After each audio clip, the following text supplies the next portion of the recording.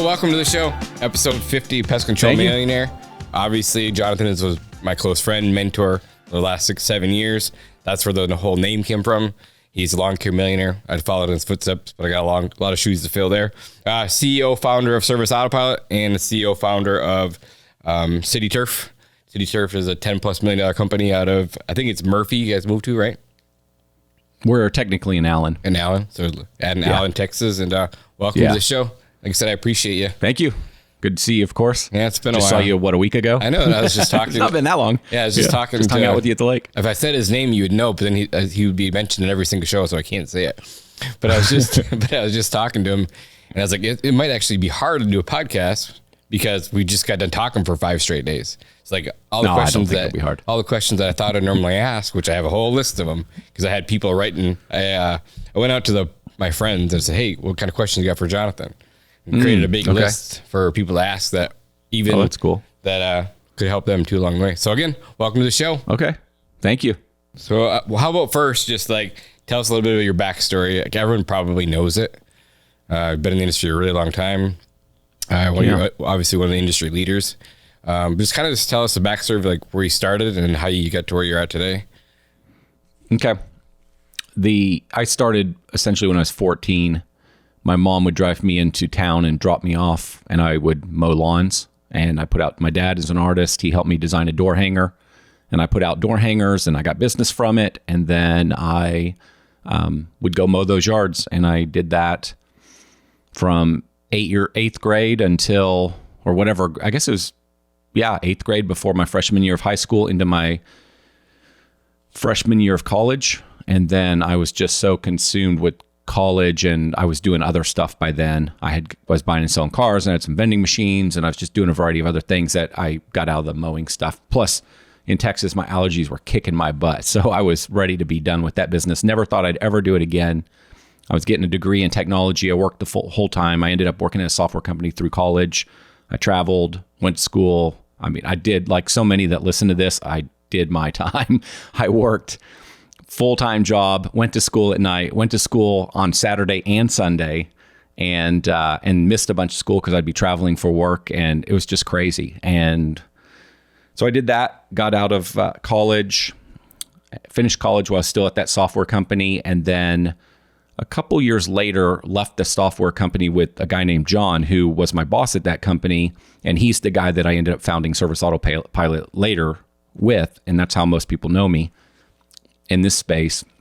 And so between the time of founding Service Autopilot and me being that high school kid mowing lawns, I did software consulting. I started a software company in my early 20s with John. We threw in the towel after a couple years, and not knowing exactly what to do, as I alluded to, I did that software consulting, but I also worked on a number of service businesses. And that's what brought me to the trades. It's not that I mowed lawns in high school and kept that business. I got out of it never thinking I was coming back. It was that my first software business didn't work, and I didn't know what to do, but I wasn't getting a job. And that took me down the road to the trades, and in the trades, like lawn care, cleaning, are what forced me to learn how to grow a business, really learn marketing and things of that sort. And I always wanted to be back in software. It just took me a while to get there. From a product standpoint, and Service Autopilot was the next thing John and I did together. That's pretty wild. So maybe I didn't know that, but I didn't know that you were starting a software company that failed. Yeah, we were. We built a map-based software system that would track it was a logistics-based system that would track the flow of freight around the United States. So, for example, we could tell you what it costs to bring a load out of, say, Miami, Florida, up to some location in North Carolina, and what they would call those lanes, and we could tell you what the value of that freight was on that lane, and we could show you where your trucks were. We could show you how much they were producing. We were using technology from a company called Qualcomm that put these satellite units on your trucks and on your trailers, and so we could track where they're at. There was more to it than that, and that's what we were building. The challenge is there was no Google Earth back then. And so we were buying this data. It was called the Tiger line files from the U.S. government. I don't remember exactly. It's been a while now, but they were called Tiger line files. And you had to use these, they're called ArcGIS tools. I know I'm a bit in the weeds here, but just to kind of give you an idea of this project, We had to use these tools to draw the gaps in the US and Canadian highway system so that we could plot where the trucks were at on a map. That is probably the thing that took us down. It was that element of it. John was writing the back end. I was writing all the user interface on the front end. It wasn't web-based software back then. It was desktop-based. And we had figured out how to do the back end and the front end stuff. It was that map stuff that was kicking our butt. We just could not. So what would happen is you'd be routing a truck that was running from, call it Dallas, Texas to Denver, Colorado. And sometimes when you looked at the system, the truck would be just floating off in space because there was no highway or local road that existed in the data files. And so it's, when you think about what Google has done, and I don't know the whole backstory and how all this mapping was created. It wasn't all from Google, but a lot of this data back in the early 2000s did not exist. And companies like Google and others are the ones that really built out a lot of these data sets. And it took tons of money and tons of people. So, and maybe we could have solved the problem in a different way if we'd had hundreds of thousands of dollars to buy other data sets and we just weren't familiar, but we were highly constrained on both resources and money. Right. And I was 22 years old. I don't remember how old I was, 23. And you were already working with John then? Yeah. So John was my boss. John's 7 years older than me. And so when I joined that software company, which was a total whim, I just didn't want to spend any of my savings, and I was going to get married. I got married at 21. So I guess I joined at 20. So I think I was just wrong. I think I must have started my first software company around 23. And so, yeah, I went to work for this software company, and there was this head developer of the company there. It was John. He was highly intimidating. I've told, I don't know if I've told you this, Jones, yeah. I quite possibly have told. Okay. So I've told some of my friends. I remember, so I'm this college kid, John's 7 years older than me, very good developer, the best developer in the company. And, I'd go in so I'm learning to program, and I'd go into John's office and I'd sit down next to John, be sitting at his desk. And you just imagine him sitting in front of his computer, typing away. You sit next to John in a chair and you're talking to John, asking him some technical question as a 20-year-old kid that doesn't know anything and trying to learn programming. And John never stops coding. He never looks at you. He just keeps, and he gives you some high level answer that you can't freaking understand. And then if you ever accidentally touch his screen, he gets pissed off because you just put a fingerprint on his screen, and he stops coding, cleans his screen, and goes back to coding. Like, he would talk at such a high level. It was really stressful for me. So I'd go home at night and get out my programming book and have to figure out what he just told me. It was very stressful. But in hindsight, it helped me learn to code. Not that I was ever a great developer, and I'd never, frankly, even wanted to do that, but it helped me learn to code because this guy just wasn't making it easy for me. He'd give me this super high-level answer that he probably thought was a low-level answer. I didn't understand it. I have to go figure it out. So at first, I wasn't sure what to think about him, but I quickly really warmed up to him, and he ultimately became, of course, one of my best friends. I mean, just absolute trust for the guy, phenomenal guy. But, I had to warm up to him and get to know him. And so we became friends there, and probably after being there about 2 years, as I remember, we started talking about what would it look like to create something. I had come from a world where my dad is an artist, and so I just never believed, nobody had pounded into me that I need a job, that I have to work for somebody. Nobody told me that had to be my path. And I didn't see that as a path because my dad had a studio at our house and painted. And then John, while he had always had a job, he grew up in a world where his dad owned like an HVAC company, and his dad built homes. And I think his brothers worked in the fire department, but they also were like one's in HVAC as well. And, they do different they said, while they might work at the fire department, they also do their own thing, like many firemen do. Yeah. And so John too, while he had a job and no real, I would say, I'm speaking for him, but no obvious path on how you get out and build your own software company, he too probably had early wiring in his life where he didn't feel like, we've never talked about this actually, but he probably didn't feel like he had to have a job his whole life. And I think that was worked out really well for us. So he was very receptive to our conversations about, hey, is there some idea, something we could start? And that's where that software company idea came from. Gotcha. How long did you guys do that for? I want to say we did it for about 2 years. And then we both ran out of money. Tiffany, my wife, we had Riley, our first son. He was born in 2001. So I'm getting some of my timeline off here because I would have said this was about 2003. So I guess timeline doesn't matter, but about 2001, Riley was born. We were building the business at that time. So I remember she was pregnant while we were working on it, and then Riley was born. I'd say he was around 1, so maybe 2002, 2003 I threw in the towel. Yeah, I know. In fact, it was 2003 I threw in the towel because in 2003 I started doing tech consulting. So were you still at the software company while you guys were doing this on the side? Is that how it went? No, you both left and started it. We just left. Yeah, we both gave our notice on the last day of whatever year that would have been. And we actually had the idea since the previous February, but we were probably trying to figure things out, but we decided we were just going to go all in and use our savings and work on this full time. But we both were due sizable bonuses. The way that company worked, they gave bonuses at the end of the year, so we both waited for our bonuses. And the owner of the company didn't end up taking it very well. He was pretty pissed that we both left and that we waited for our bonuses, which always boggled my mind. We did the work. Yeah. Were you a good employee? Yeah, 100%. I was a really good employee, I think. Yeah, that'd be my opinion. I didn't we've had a lot of conversations the past 6 years. Like I felt like I've known everything about you. And I just learned something new. Oh yeah. Yeah. No, I started, since I've probably never even talked about this publicly. You can edit all this out if you want to, but just so you kind of hear it. The backstory is that, as I told you, I knew I was getting married, and I didn't want to spend any of my savings, which I'm still that way. That's never changed. I've been that way since I was 14, and so anyway, there was this. You probably know me too to have said I'm very negative on college. I just am not a proponent of college. Where I feel a little hypocritical sometimes about that is, I found the advertisement for this job on the job board at college that led me to meet John. And had I not gone to college, you wouldn't know me today. Right. I assume my life would have taken a totally different path. I would have ended up in software, but not, who knows where it would have gone, Yeah. And so, it's sometimes in that sense hard to be negative on college or opportunity because you just never know where things are going to take you. But I digress. So I saw this job and I applied for 2 jobs. One at a company called Pro Systems, big company in Dallas, and then one at this smaller software company in decision support.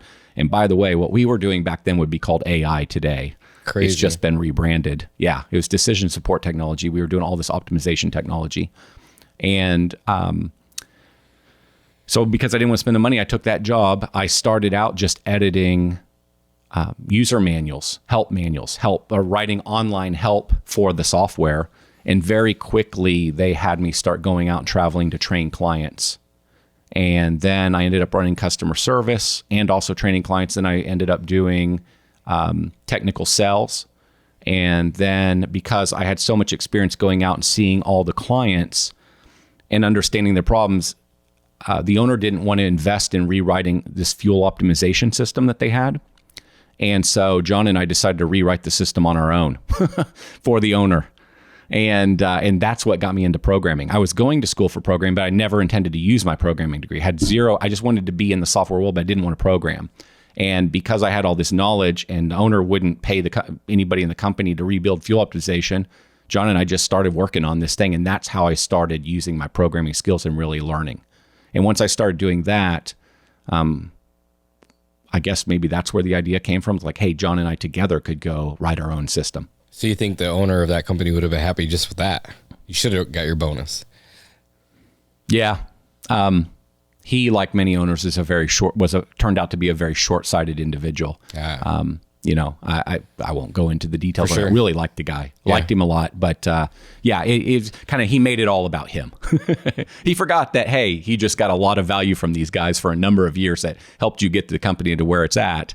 And we made a good trade. You paid us. We delivered. I didn't screw around. I worked my butt off. So did John. But he more felt offended and hurt that we would leave his company. Right on. He took it personal. Right. And then so when you left, ran out of money, and then that's when you started doing consulting, right? Yes. only because that first software company didn't work. Right. So then you got into consulting so you could make a little bit extra money.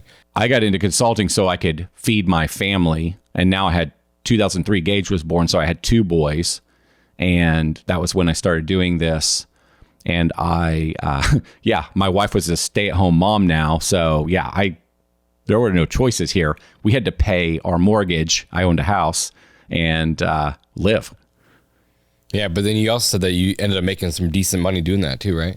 Oh yeah, I made $100,000 a year doing it. Yeah, it was awesome. I mean, back then, and it was just, and that was one of the things I did. I did other things as well. Yeah, I kept doing that through 2008. And so from 2008, then what happened there? How did you get into the cleaning company? Where did that come along? 2003, my first consulting client was actually a guy that I had been really good friends with in middle school. And his dad had passed away. He moved away and never really saw him again. Somehow we got reconnected. We got reconnected because I was with another friend. I'm trying to find contract work. And so I reached out to this other guy who I went to high school with but hadn't seen in ages, who was in a higher up role inside Cinemark movie theaters. His name's Steve. And so he and I met at Chili's because I'm trying to scrounge up contracting programming work. And so I meet with Steve to see if there are any opportunities, maybe at Cinemark or, something like that where I can just do contract work. I didn't want a job. Well, Steve knew that I really was great friends with this guy years back and I hadn't seen him forever. And he brought him to Chili's. And so all 3 of us got together. And so I saw, this old friend, and this old friend had just started a cleaning company with 2 other guys. And so he said, I can't remember. I think we had dinner that night. We must have got together again. And he said, hey, I need a website. This is my recollection of it. It's been a while now. I need a bookkeeper. I need a couple of things. I'll just give you $1,500 a month if you'll come do some of these things for me. He knew I was going to, just do this consulting. So I would describe them as fairly low level things. It wasn't like I was doing real programming. It's building a website. I mean, there's some programming in it, but I don't call that real programming. That may be offensive to some, but I don't call it real programming. And so I was just doing these random activities for him, and we hit it off. I hit it off with his partners to this day. I just think very highly of those guys. And he just did me this awesome favor in life. I think he needed stuff, but he was also just being kind, frankly. And so we ended up really hitting it off, and I ended up working with them on that cleaning business. So that's how I got into that. He's the one that got me into the lawn care business. I didn't want to be in the lawn care business, but he thought we should go look at a lawn care business that was for sale in the newspaper. This is, approaching 2005. So we did that. That's how I ended up back in the lawn care business. He didn't, his partners wanted nothing to do with it almost immediately after acquiring it. And then going back to the software consulting, a few of my clients that I ended up gaining, some in healthcare and just different spaces, I ended up, as an example, we ended up building a software product called Broker CEO. It's not around today, but one of my consulting clients raised $1 million and brought me in and gave me 20% ownership in the company and $400,000 a year to help them build this this software product and get their first clients. And so I went and got John and gave him half the money and half the equity and said, let's do this together. And we were going to knock that project out, and then we were going to move on to Service Autopilot, which then happened in, call it 2010 is when we really got going on Service Autopilot. There's some gaps there, but that's the gist of, kind of my background. Probably not super exciting story, but that's the broad strokes of what it looked like. Yeah, and then the cleaning company, you said when you got in, they're doing like 800,000, right, roughly? That's my recollection. And you said remember. Like within 2 to 3 years, they grew it fast. Yeah, like they had 10 million plus. Yeah. They as partners with them, but again, this has been a while, so there's a risk of inaccuracies here, but they really knew the movie theater space. And I think this is accurate, that Joe, one of our partners, he was operations. I thought it was him. I mean, maybe, again, I'll say it again. I think I could be mistaken, but he had come up with this idea to use blowers in the theater. So instead of, if you kind of imagine a big auditorium, instead of sweeping everything, which was just massively, we're all in the business of selling labor. So you kind of understand there's a lot of labor there. You're paying a lot of hours to sweep. They were using low-powered like house leaf blowers to start at the top of the auditorium and then blow down to right under the screen, and then you kind of clean that up. And it really sped up the cleaning of a theater. And then instead of doing general cleaning, they became hyper-focused on just screens, right? Well, the cleaning of a theater. Yeah. So they were doing building random stuff like cleaning buildings and I think kind of whatever they could win. And then got very focused just on theaters. And that was the unlock, was just saying we're going to be the best at cleaning theaters. And then that was just janitorial. And then they ended up getting into screen cleaning, seat cleaning, carpet cleaning, all that, but within the theater space. That's pretty wild.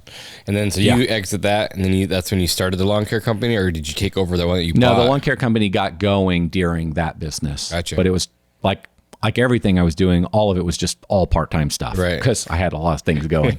For sure. And they too, they spent a lot of time on the cleaning business, but even the cleaning business for those guys was the main thing they did, but they all had other stuff going as well. Yeah, they always were doing other deals, and they had invited me to be part of the other deals, and I never was part of any of the other deals because I already had my own stuff. I just, I couldn't do anything else. I remember you told me in the past that you're just super busy, you had to let something go, and that's just one of the things you chose to let go at that time. Yeah, yep. And the cleaning business never really felt, while I was a partner with them, or they had eventually asked me to be a partner with them. I wasn't, initially. I was just helping them out.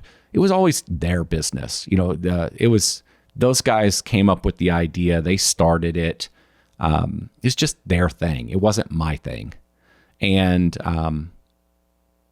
they never did anything wrong to make me feel that way. It's just how it was. Like, it was their passion. It was their dream. They all went and started it. It was never mine. It was this thing that I ended up doing with them simply because my plan for life got off track.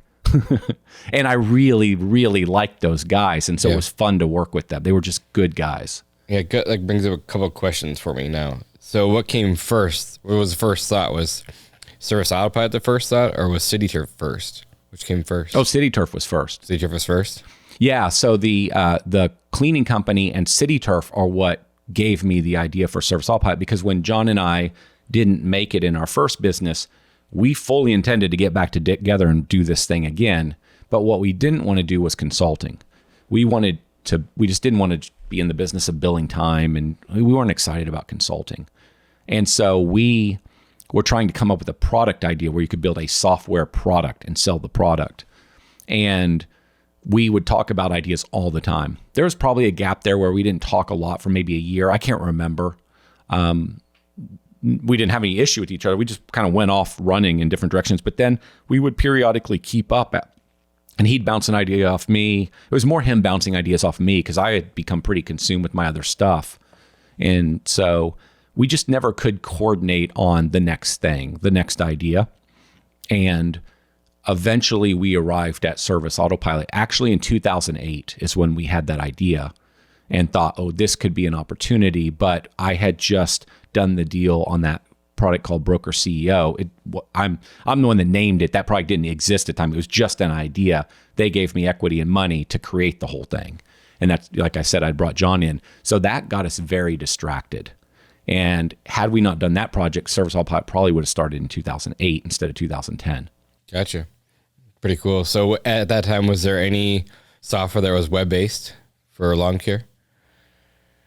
There was a product called Evergreen, I think that was the name of it, that was owned by the Pest Pack guys, who is now owned by a different group.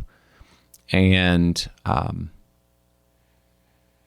it had a couple interesting things to it, but generally we were pretty unimpressed with it. And I don't know anybody that ever told me they used it. So I remember that. There was a product, I can't remember if this was at the beginning or if this was a couple years into SA. There was a product called Service CEO that was a desktop product.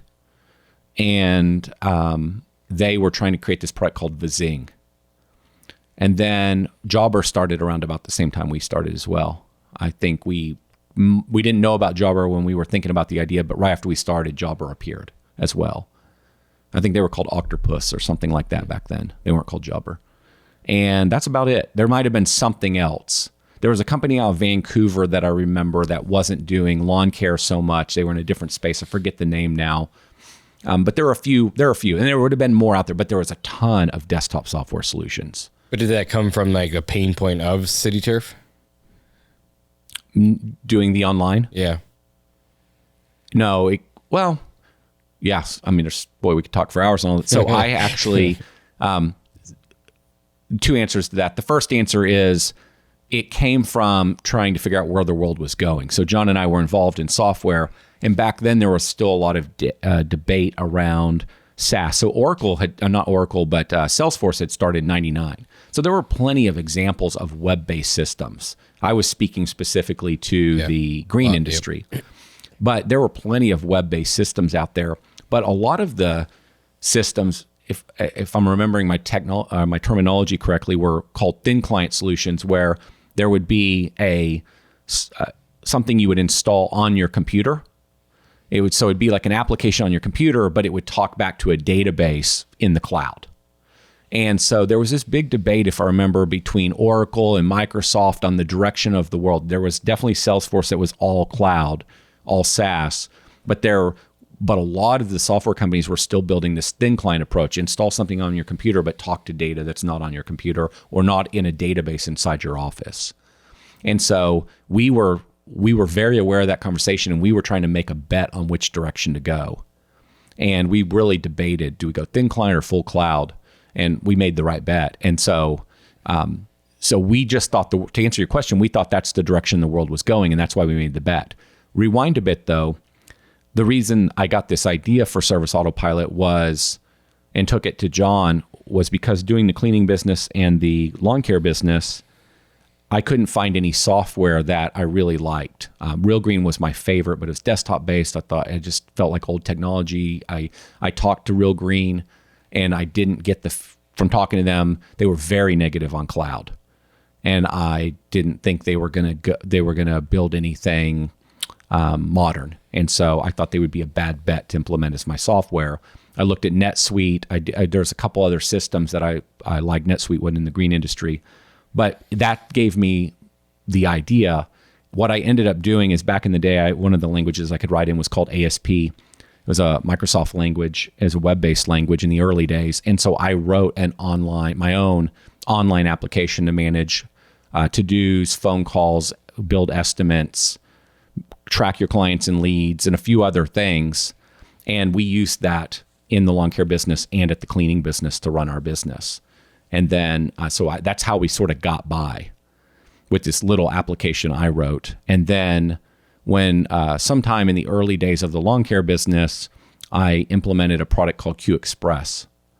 And I used my little system to manage everything except for the scheduling. So my system did everything around scheduling, and Q Express did all the scheduling and the billing for me. So that experience gave me, again, confirmed the idea that, hey, there's an opportunity here for Service Autopilot. That makes sense? That makes There's a lot of information. That was really cool. It was, again, something that I didn't know. So then let's just say you have the software company now, but like you didn't go get any money from any investors. You and John, I remember reading articles that you guys used all your own cash. Like, yeah, never crossed my mind. That couldn't have been easy either. I mean, software's and it's but going through that process, do you wish you would have got investors, or are you glad you did the way you did it? No, I'm glad I didn't get investors. For later on, of course. Maybe, let's say, if you were to say, hey, you could have made another $10 million, because what really happens when you get investors is, you could sell your company for 4 or 5 times more money and get the same amount of money as you'd get if you just owned your own company. Right. Because usually what happens if you see these big software companies where it's like they've raised $100 million, $50 million, $200 million. Those guys don't own much of their companies. They own a little percent. Yeah, like Jeff Bezos, like what, 1%? Well, I don't know what he owns. He actually did better than a lot of individuals. For a variety of reasons, he actually retained more ownership. But if you look at a lot of the names you might know in field service or other groups that have raised money, or like marketing automation systems, et cetera, You'd be surprised how many of those individuals own less than 10% of their business. That's the kind of the because game, they've right? raised and raised and raised. Right. That's and kind of the also, game. yeah, it's the game. And that's not a put down on anybody. It's like, that's what it took to build those big businesses. There's no way I could have, some of those businesses are a lot bigger than what I had. Could have never built a bigger business without raising capital. If you look at a lot of some of these guys, if they're a $100 million software company, they've raised $100 to $200 million to get there. If you're a billion, take Service Titan as an example. I think they've raised around $1 billion. I've heard rumors they do 250 million.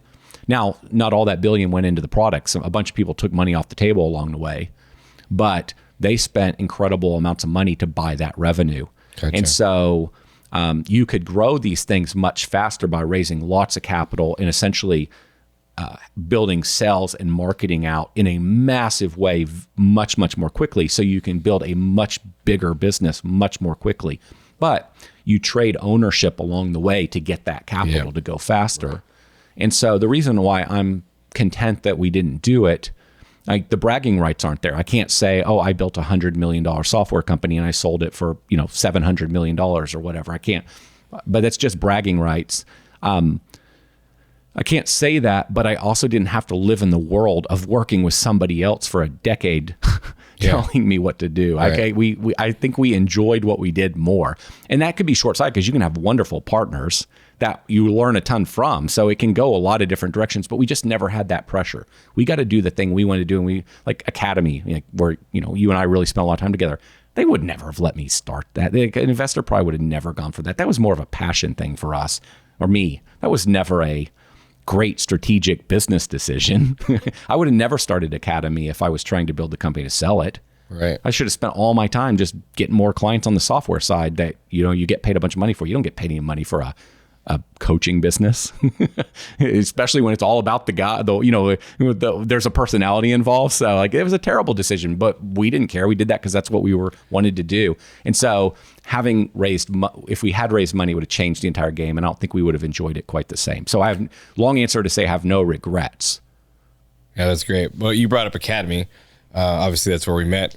I remember the first day that I signed up, I was laying in my bed. I told you the story, looked at Beth and I'm like, think we should do it? And she's like, nah, it's kind of expensive. I'm like, well, it's a month. Let's give it a shot. Couldn't afford it. First training was like Google My Business at the time and reviews, something like that. Oh yeah, that's session number 1. And instantly hooked.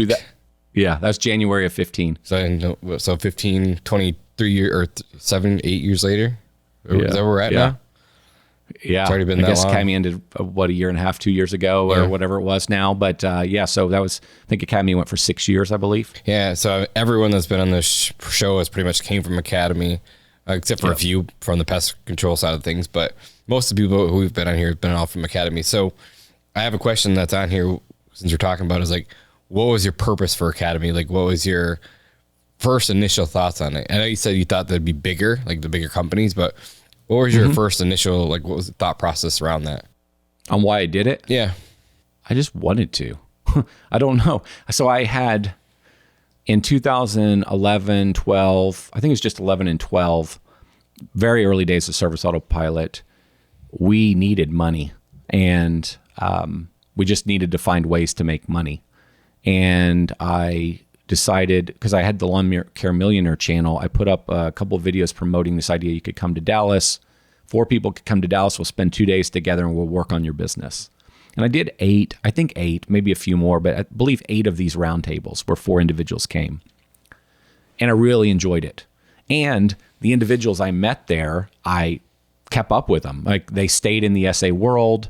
And so and then Lawncare Millionaire, I was getting really nice feedback on that, helping people. And I'd met a bunch of people. It sold a crazy amount of Service Autopilot software, and a crazy amount. And so I think I'd had those experiences. Like I enjoyed the Lawncare Millionaire experience where I felt like I was really making a difference. I enjoyed the roundtables. Those guys, I felt like I made a difference there. And I think that's where the idea for Academy came from. It was like, hey, I kind of enjoyed doing this. I'd like to do more of that. Did you expect it to turn into what it did? In what way? I all the above. Like, I'm sure financially it was really well. I mean, maybe it wasn't. Maybe after you get in the events and all that stuff. No, there. I mean, but I'm sure it did well. Like, pretty good financial. I mean, it was me and Rhonda. Like, wasn't exactly expensive to run it. Right. But that was part of the deal when you sold it, right? Yeah, I don't think we really got anything for the Academy business when we sold it. The way I think about it is we sold them a software company. We gave them an Academy. I don't think there was, well, they were all one entity. And so it just went with it. But I don't think they valued, if I remember correctly, they told me they didn't know how to value this thing. I don't think it was worth anything to them. I could be mistaken, but I don't think it's worth anything. And I probably agree with him because you can see what happened since then. Like, it was built around you. Yeah, I feel like in my mind, we got nothing for Academy. It just was part of the business and went with them. They bought a software company. There was no interest in the Academy thing when we were talking. Gotcha. But what else, did you know what it was going to bring to the table as far as like what's the good word for it? Like true believers? Like, you built 100 true believers in your product. Nah, sometimes it'd be nice to say I had this great thesis and it was this master plan, and honestly was none of that. It was, I wanted to do this thing. John's like, yeah, cool. That could make us some profit. We could help fund the business or whatever. He's like, he didn't care. He didn't have anything to do with it. He was like, whatever you want to do kind of thing. That's my recollection. And,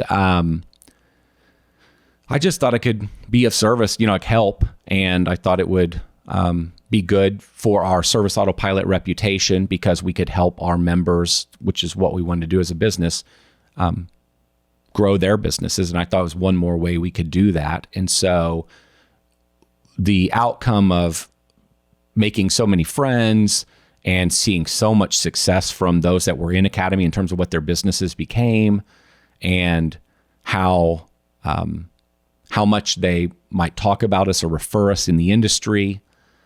Those things, some of it I had an idea it would happen, but not to the degree it did, especially when you talk about making friends and people really becoming passionate about it and talking about it to other people. It was much bigger than I thought it would be. Yeah, I agree with you. Like you said, I just remember back to the time of like people, you had the essay page, people would like comment something bad in there. Then all of a sudden you had like 30, 40, 50 people like going after that one person. Like, it was relentless. Did not get that. So, and I've spoken at some different events over the years and talked about what we created with Academy, even though it was a tiny little thing for us, and told people one of the biggest outcomes was that you have now all these defenders and promoters. True believers, agreed. People will go to bat for you. Mm-hmm. And I think it's because we were sincere and we truly cared and really did want the best for those that were part of the group. It wasn't a money grab in any possible way. It's like I legitimately wanted them to do well. They did well. And then because we were helpful in their lives, they became fans and they then became defenders when people would come after us. And I did not expect all that. And I have to say it's awesome. And back to my point, I've told people that story is like, here's a side benefit of doing something like this. Gotcha. Like, little do you know, this is a real value add to the business. Huh. So it was never a plan. It just would happen naturally. But now it's something you can teach other software companies. Yeah, that part was never strategic. It was never that I sat down and said, here are the 10 big benefits I'm going to get out of creating this. It was more that it's like, hey, here's, I think, I don't remember now. I think I wanted to do it. And then probably when I was talking to John about it, it's like, hey, we could probably make some really good money on this thing. We can take some of this money and live on it and leave more money in the service autopilot business to keep growing service autopilot. I'm pretty sure that was about the level of dialogue. And John's like, whatever, I don't care. As long as, he probably didn't say this, but he'd probably say, as long as I don't have to do it, that kind of a thing. Because he was busy doing his stuff. And so I think it was kind of that simple. Yeah, and he may have a different story. He probably does have a different story because he doesn't forget anything. I believe that. I'll get him on here soon too. Yeah, someday I'll have to ask him. We've had a lot of fun times with fun John. Like in John's mind, this is my joke. In John's mind, we started Service Autopilot in 2007. Like, well, I remember we started talking about this in 2008. Maybe we talked about in 2007 because I told you I was having a problem. So in John's mind, it's like he started writing code in 2007. It's like, well, I wasn't involved in whatever you were working on. I wasn't involved in design. I do remember we definitely talked about ideas. So we have this debate on when the business even really started. Yeah. And so it's like his version and my versions don't always line up. But I think that Academy took him out of his shell too. 100%. I mean, I've told John and he would agree. Well, I told this, I did a podcast yesterday and I was telling somebody, I think it was yesterday, when because we weren't planning to sell Service Autopilot someday, but like wasn't even on the roadmap. We weren't going that direction. We loved our team. We liked what we were doing. We liked our members. We thought we could be 4 times bigger than what we were. I mean, we just thought we could keep going is my point. And kind of a similar story. John's like, I'm interested maybe in selling the business, but I don't really care. I mean, that was kind of the attitude. He just didn't care that much. Like if the numbers are right, then yeah, maybe we do it. If not, who cares? That was really the attitude. It's sort of my attitude as well. But whenever we got to a place like, we're going to do a deal here. Like we had got far enough along in the process. We were going to get the number that we had both said we wanted as a minimum. We were going to get at least that. And so we knew we were going to do the deal. I remember John saying, man, I'm going to miss the Service Autopilot conferences. I remember him. That's one of the things he brought up. And I will say that probably 20 years from now, one of my great memories of Service Autopilot will be that Fun John emerged. Fun John. And didn't you name him Fun John? I named him. Yeah. One of my great memories. Because, in our world, I couldn't have built Service Autopilot without John, and John couldn't have built Service Autopilot without me. Yep. But I was the visible person. You're the face. And so I got more credit. And I also got beat up a little harder than he did too at times, because I also dealt with the hardest phone calls and dealt with a lot of the. So it wasn't all upside for me, but there was a lot of upside in that there was more recognition and more kind of kudos. Oh, good job, Jonathan, kind of stuff. Yeah. John didn't really get that because he was more in the background. And so when we threw our first Service Autopilot conference, which was the only reason we did that was to sell Academy. So that's why those two things happened at the same time, because I didn't know how in the world it's going to sell Academy. So let's throw a live event, invite a bunch of people and show them a good time. And I think we could get a bunch of them to sign up. That's really where that idea came from. So that was the conference. And then probably that second year, John started to be more visible. I don't remember what year it was you named him Fun John, but man, that Fun John thing's never gonna I think my go first away. year was SA2, so I think we named him Fun John by SA3. Yeah. I think it was SA3. That we leveled up the conference a bit that year. Yep. Just everything about it was better. The after party, everything was better. And he let loose finally. Like he had a good time.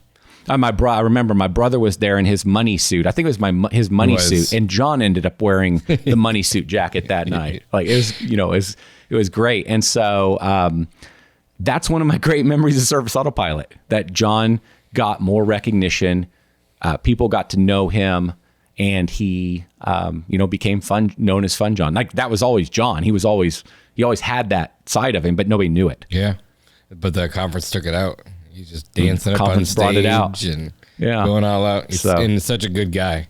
He's one of the first best. Class. Yep. Best guy. Yeah. But you brought up another thing where you're talking about Lawncare Millionaire. Yeah. You started Lawncare Millionaire before you started Service Autopilot, right?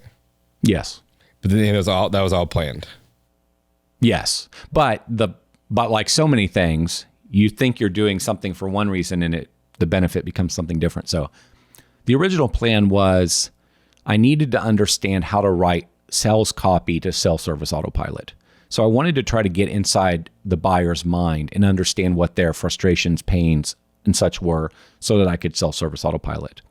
Also, I wanted to see if I could figure out what are the most important areas of functionality to build inside the system.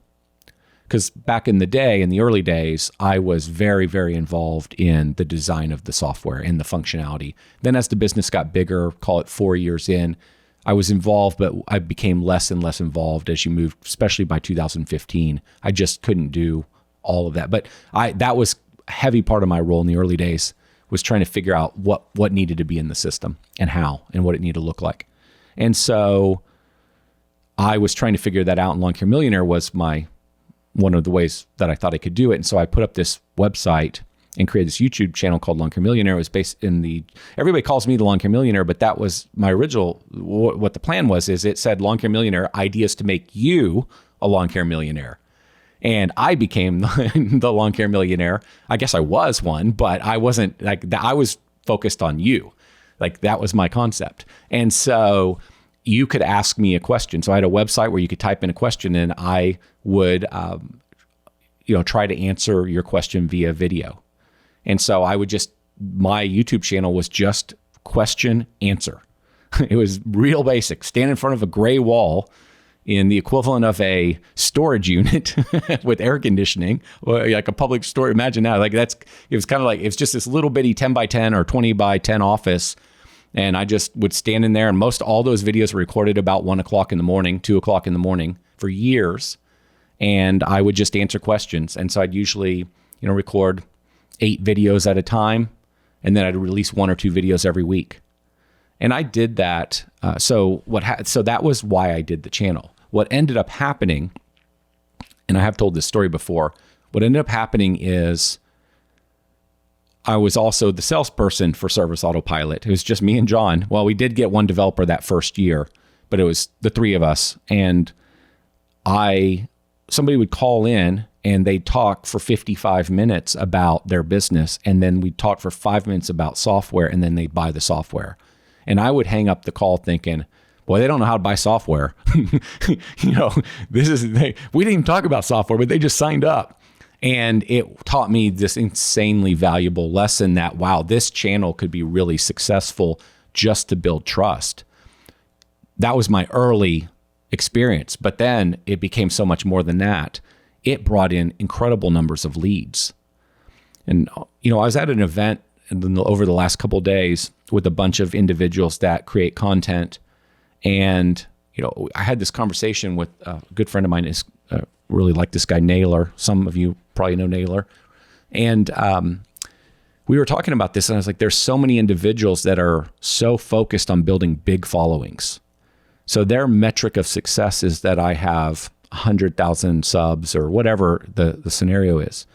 If you look at my Lawncare Millionaire channel, I need to look at it. I've probably said the statement I'm about to say for a year, and I've never looked to see what that channel looks like. And I haven't posted on the channel in years. 3. I don't even own it anymore. 3 years. Okay, yeah. And while I owned it, there were gaps where I didn't post for a year, if I remember correctly. So anyway, if I were guessing, that channel might have 5 million views. I don't know what it has. It's small. That channel made us millions and millions and millions of dollars. And so the conversation I was having at this event was, it's not about the volume of subscribers and the size of your audience. It's about the quality. And that's exactly the same scenario in building a business. Like, who cares if you get 1 million leads if you get a 5% conversion? I'd much rather have 100,000 leads and get a 70% conversion. And because there's a lot less leads that I have to sift through, and people I have to work those leads, and emails that have to be responded to, et cetera. And so when I think about building audience, I don't think the money, and I'm going off on a tangent here, but because I know some listening might think about this stuff, I don't even think the money, frankly, is in making money on YouTube. It's not in sponsorships. The money is building a business around the audience that you built. That's where the real money's at. So who cares if you have 100,000 subscribers? I mean, it'd be great to have them, but what matters is you built a really good audience. And so another lesson I learned was, as boring as my channel was, standing in front of a gray wall, answering a question, you never saw the cars I owned, the house I lived in.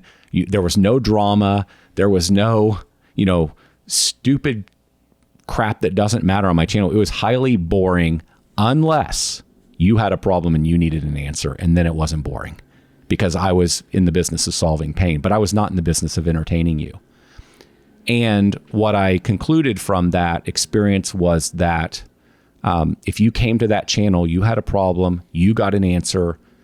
If the answer made sense to you, watched another video and another video, and then eventually you bought the software, quite possibly. And the audience was very small, but man, did we not sell to the majority of that audience. And so I just think I went on this little tangent here because it's one of the great lessons I've learned. And that lesson is exactly the way marketing has always worked. It's about getting to and getting in front of the right audience, an audience with a lot of pain that needs you, and then saying to them exactly what they need to hear, entering that conversation in their brain, the thing they're stressed about, and addressing those items in your marketing or in your sales conversation. Same is true in my opinion in the creation of content. And so that was a great lesson. And that channel became incredibly impactful. In fact, to the point that I look back and think, why in the world didn't I do 10 times more of that? And my only answer to it is because we were just so consumed doing so many different things. But if I could do it all over again, I'll get asked that question from time to time. If I was listing 10 things I would do different if I was doing it all over again, I would go much, much bigger on content creation because it just works so well. That your Lawncare Millionaire is at 25.8 thousand subs and 631 videos. And it has how many views? 3,885,000. Even less than I thought. 885,000. I thought maybe by 5 million now. And 453. 3 million is nothing. I mean, you know, somebody in the lawn care business can do some dumb video about, you know, mowing tall grass or something, you know, just some video that's bed bugs, doesn't matter. And mosquitoes. They'll get more than that in one video. Yeah. So, I mean, I can't tell you how successful this was for 3 million views over what would now be what? I started that thing in 2009 before it was even had the business. So this is a 13-year-old channel. Man, if you don't know the backstory, you look at that thing and think, well, this is a joke. This is nothing. But it made you millions and millions of dollars. The company millions of dollars. And changed my life. Like I met you. I met how many people came to Service Autopilot and or came to Academy because of that? Lots. A ton. And maybe you'd heard about us in some other way, but you watched that and it's like, he's one of us. He understands. Like, he's really doing it. He's done it. And the advice he gives works. Like it was not just to build audience and attract people to us. It also worked to build trust. And because of trust, you buy. If you don't have trust, you probably don't buy. And so it was a massive builder of credibility and trust, which led to the sell. Yeah, and I remember you just teaching us for the last 6 years saying content. Yep. And basically be the educational person out there teaching people what to do and how to do it. And as soon as they have the problem, they're not going to do it themselves. They're going to call you. So that's what we did. And I have way more views, but you have way more money. So I'm trying to catch you still. Well, one day, you know, you'll have way more money too. I've never seen the about page ever. I've never looked at that. So then as I'm sitting here, I'm like, I got to see where we're at. You're at 3 million. What do you got? 16,495,551. I can't believe I would have sworn it'd be at least 5 million. That's so But amazing. I will say that we had like a few like mosquito videos or bed bug videos that hit like 6 million views. Sure. And so within that short audience, form though too, right? They're not long form like yours. I never did any shorts. When I start doing this stuff again, I'll do a bunch of shorts. But as an example, in your 6 million views, I mean, almost none of them are buyers of your thing. That's what I mean. But but you know, there's an angle there to that because it gets you momentum and you know, so it's complicated. That gets you momentum on YouTube. Then YouTube recommends you more. You get in front of more of your desired audience. So it's, you know, my whole statement here about, you know, how much money was generated by apparently 3 million views does not let you off the hook to work your ass off if you want to build this stuff and try to get as many subscribers and many views. I'm not giving you an out there. I will do it very different if I do it. Well, I know I'm doing it again. Yeah. When I do, I will do it very different. We'll get to that later. Okay. So, but it just goes back to like everything that you've always taught us, like we're doing and it works. And now we have to start doing more long form again, because we kind of got away from that because shorts is what getting us a bunch of followers. It's working really well. And I'm under the impression you do a mix of the things. Yeah. And that's where it's at today. It's just like everything's short form, TikTok, YouTube shorts. That's where everything went to. Yeah. I just had this conversation this week too. You know, I was at breakfast yesterday. I remember exactly who I was talking to, and we were talking about long form copy. And we live in a world of shorts now. And so there's a bigger question than ever around, does long form video, long form text, long form anything work? Can you get people's attention? And the answer is yes. When somebody has pain and a problem and they want a solution, they will consume more information. When they don't care about it, it doesn't matter how short it is, they're not going to consume it. And so there is a place to still have long form stuff. Sometimes long form stuff may not get you a bazillion views, but it'll get you lots of conversions. For sure. So I got two things around that. We talked earlier about the whole direct mailer thing before the show. And the first thing that he wants to send out is a letter, and it's 1 to 2 pages long. It's a long form. Sure. Still works. Yeah. And so then it goes to the shorts. It's like shorts is what gets the attention to your page, and then the long form views will get you paid if that's what you're trying to do, or conversions. Yeah. That's the whole point. Tomorrow you find out that your kid has an illness. You're not consuming 15-second content. No. You'll go read 5 freaking books. You will watch every video. You will have long conversations on the phone with everybody you can track down. You will listen to every long form podcast you can find. And you will go all in because you desperately need a solution. You're not looking for shorts, TikTok videos. You don't give a crap about that stuff. Right. Long form works when you have pain and have a need. And I mean, look at podcasts. Like, podcasts are insanely successful. That's all long form. It's the same concept. Mm-hmm. So there's a place for both. Place for all of it. I agree. It's super smart. But again, thanks to you, I would have never been doing this if it wasn't for you. Although I should have been doing it 5 years ago. You said I should have been doing way more, 5 years ago. But now it's like, okay, the should-haves are long. Like I told you, like this year, last year, it's going all in. This is what we're doing. On Dalton, we went all in. And it's awesome. And it go to say that because you said, the shorts aren't going to get you a lot of people to buy. But you'd be surprised. Like, I was actually shocked. Like, we did this one video about top dressing. Uh-huh. Now I don't even offer it in the business at all. Just something I did at my house that I wanted to do because of like nice lawn. We've had so many people call and email to see if we'll do top dress their yard. It is incredible. That's all we did is YouTube shorts and TikTok video. Well, we should talk about that because why might that be? I don't know the exact answer here, but there isn't actually a tremendous amount of pain around needing top dressing. And you also don't need a lot of information. So if you kind of think about long form copy, all right, you're the perfect person to have this conversation with. If a lead comes to you and you're having a verbal conversation with them and they tell you what their problem is, you can verbally address exactly that point. It's their selling objection. It's the thing they need answered. You can have a quick conversation. In long form copy, where it's not a one-on-one, it's a one to the masses, there are 50 different objections that 1,000 different people will have. And so they called that, when you created, we'll just use the example of copy where you imagine you write a letter, they call it paths of readership. So in other words, there's a headline that pulls you in, you read the first sentence, and then you might read a little bit more, and then you start skimming and you see some bullet points, you see some subheads, you're like, oh, like your subconscious gets stuck on one of those things because it probably matches up with the conversation in your head, which was pain, frustration, want, desire, greed, something. So you stop there, you read that, and you're like, oh, that's kind of interesting. You back up a little bit, you read a little bit, and then you start reading again, then you start skimming again. The reason it has to be long form in that example, in my opinion, is because you don't know exactly who you're selling to because you didn't get to ask what their top problem was. So you've got to write a piece or record a piece that addresses a multitude of potential sales objections that would keep someone from buying. In your case now, and I a little bit off in the weeds there, but I think it's a very valuable lesson. That's the explanation for this. The top dressing thing's a little different.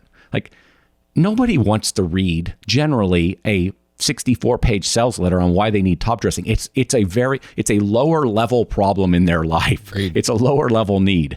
It's a thing that's like, that's cool. Visually, it looks like my lawn's going to be a lot better. I want a better lawn because my mother-in-law's coming over in a month. It's all emotion. It's at almost that level. And so you don't need, and this is another great lesson. A lot of times we can say way more than we need to say to make the sell. I've been historically extremely guilty of that. And there are certain problems that don't need a lot of content to go with them to make the sell, and visuals work wonderfully to help make a lot of sales. So the top dressing thing is the shorts still, it's back to what we're saying, the short form still works. But sometimes you also need long form. That's why you do it all. I don't know if that explanation was very good, but there's an explanation why you can sell a lot of stuff for shorts. But again, I'll go back to your child has a major illness. I'm sorry, but they need more information than just a short, because now a short might pull them into your channel to consume more information. It's a perfect example of how you use a mix of content, but they're going to look for lots of sources and read lots of things, and they need more information. And that's why Lawncare Millionaire did so well, because it was solving people's problems, credit cards on file, which truck setup to use, all and problems that had nothing to do with software. Right. Like I almost never talked about software on that channel. Right. Almost never, because that's another really valuable lesson. It's a little, I don't know, I don't have a great example for how you apply this to pest or lawn or HVAC. We'd have to talk through it. But in the software example, I'll go back to credibility and trust. And so if you can help somebody solve a problem around the thing that you're selling, you can still build credibility and trust that attaches itself to the thing that you're trying to sell, and you can make that sell. And so Lawncare Millionaire never really talked about software. It talked about pricing and estimating and credit card charging and all that other stuff, built credibility and trust. And therefore, and so it lended authority to the software. And the people were like, at a subconscious level, it's like, hey, if he can do all this, or they can do all this for me and teach me all this, their software must be awesome. And it was. And yeah. And so it's very easy when you're selling something to think, if I want to sell top dressing, the only thing I need to do is sell top dressing. No, there's a bigger game that's being played. You're building trust. You're building credibility in the marketplace. People don't want to feel foolish. They don't want to make a mistake. Like, there's all these other things that have to be accomplished. You can't just only market for the top dressing. You've got to build a reputation in the market where you'll answer the phones, where your customer service is good. You bill on time. You got to have trucks running around town that people see multitudes of time, because they're like, oh, this company's big in my market, so the other people must like them, so they're a safe bet for me to try them. There's a lot going on here. Does that make sense the way I'm explaining it? Yeah. And you talked about a couple of different things there. Like, I talked about a lot of different things there. But again, salespeople, like you said, like they tend to talk past the sale. Like there's they're calling, they have a problem. Just tell them that you can fix it, and then tell them how you can fix it real quick. And it's an easy sale. They're coming to you easy. Yeah. A few other things you brought up there that got my mind just racing, right? Like, 'cause my quick brain jumps all over the place. It's just like kind of the same thing. Like the shorts are to get people to your channel, and the long forms to keep them on your channel. And if they're, again, having a problem, a business problem or a lawn problem or a pest problem, they're just going to consume content. And again, they're going to trust you. They're like, okay, they're going to look you up. They're going to read your reviews. The next thing you know, they're buying from you. They're calling. That's the kind of the name of the game. It's like, but it took me years and years and years of listening to you say it, tell me over and over and over again, like, hey, go out and start doing this. And then finally we did it, so. Yeah. And it's working. It is. I have some questions like from people that have emailed in too, that I want to bring up one. And it's the same common question that you've heard a bazillion times. Okay. What color to paint your trucks, or should I accept credit cards? We're past that part. Oh, good. Okay. We're next level. Okay. But it's around the operations manager. Always that. Yep. When and where do you find a good operations manager? And when they say when, I think they mean like when and where at, probably revenue, I'm assuming. Mm-hmm. And then where do you find them? I know, heard this a million times, but it came up, so I wanted to. But I frankly think it is actually one of the most important conversations to have. So I like the question. I probably need to just memorize a really good answer to this because I do get asked it all the time and I always just wing it. But it is actually one of the most important questions. So let me start with this. I think you should understand who you are. So as an example, if you tend to be a process procedure you like to optimize things, you like to organize things, you like to manage things, and you get energy from it, meaning it's, it doesn't suck all the life out of you where you hate your business. And it's you. Yeah. You don't need an operations manager nearly as soon as many other people. Jonas and I are both familiar with Colby, and a lot of people listening might be familiar with Colby because many of us know and are friends with Jason Cupp. What you'll learn, what I've learned working with a bunch of entrepreneurs, and I've both read it and experienced it, a lot of entrepreneurs are what you'll call quick starts. They like change. They like new things. They like living in the future, etc. And they tend to not be very high on process and procedure. And so for them, they hate everything that comes with operations. Doesn't mean they won't do it. Doesn't mean they can't be good at it. It just means it doesn't give them energy. They're not living in their they're not living, we'll call it your best life, your best work life. It's the thing you would be thrilled not to have to do. You'd rather just sell and talk to clients and market and, I'm using this as an example. Well, if that's you, and that's many entrepreneurs, then the operations manager is something that hiring of this person is somebody, it needs to happen way earlier in your business. So one of the things that you see with a lot of entrepreneurs is, especially, we'll use this quick start and again, a lot of people I understand don't know what that means, but just imagine you again, change, new, living in the future, next idea, shiny next objects. business. Yeah, shiny objects. And you probably are good at sales, like sales. So you might have some success growing your thing fairly quickly.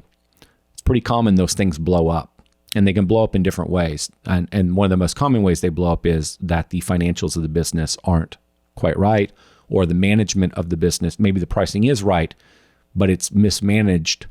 It's not running very optimally, and so you don't have very good margins. So blowing up typically means you run out of money, or you run out of energy eventually because there are so many problems in the business. And so it's not terribly uncommon to see a business go pretty quick and then just hit a plateau and never really become anything more. And I often think, there's other reasons, but I often think one of the big reasons for that is because you did not hire into the organization a trusted operations manager and the reason I use the word trusted is an individual that you can delegate to, a person that can run with the ball in the area of operations. And the reason why I'm so fond of that role is for a couple of reasons. One, the example I just gave, you don't want to blow up your thing because it's mismanaged. But two, a lot of building a business is about not burning out, not running out of energy and excitement.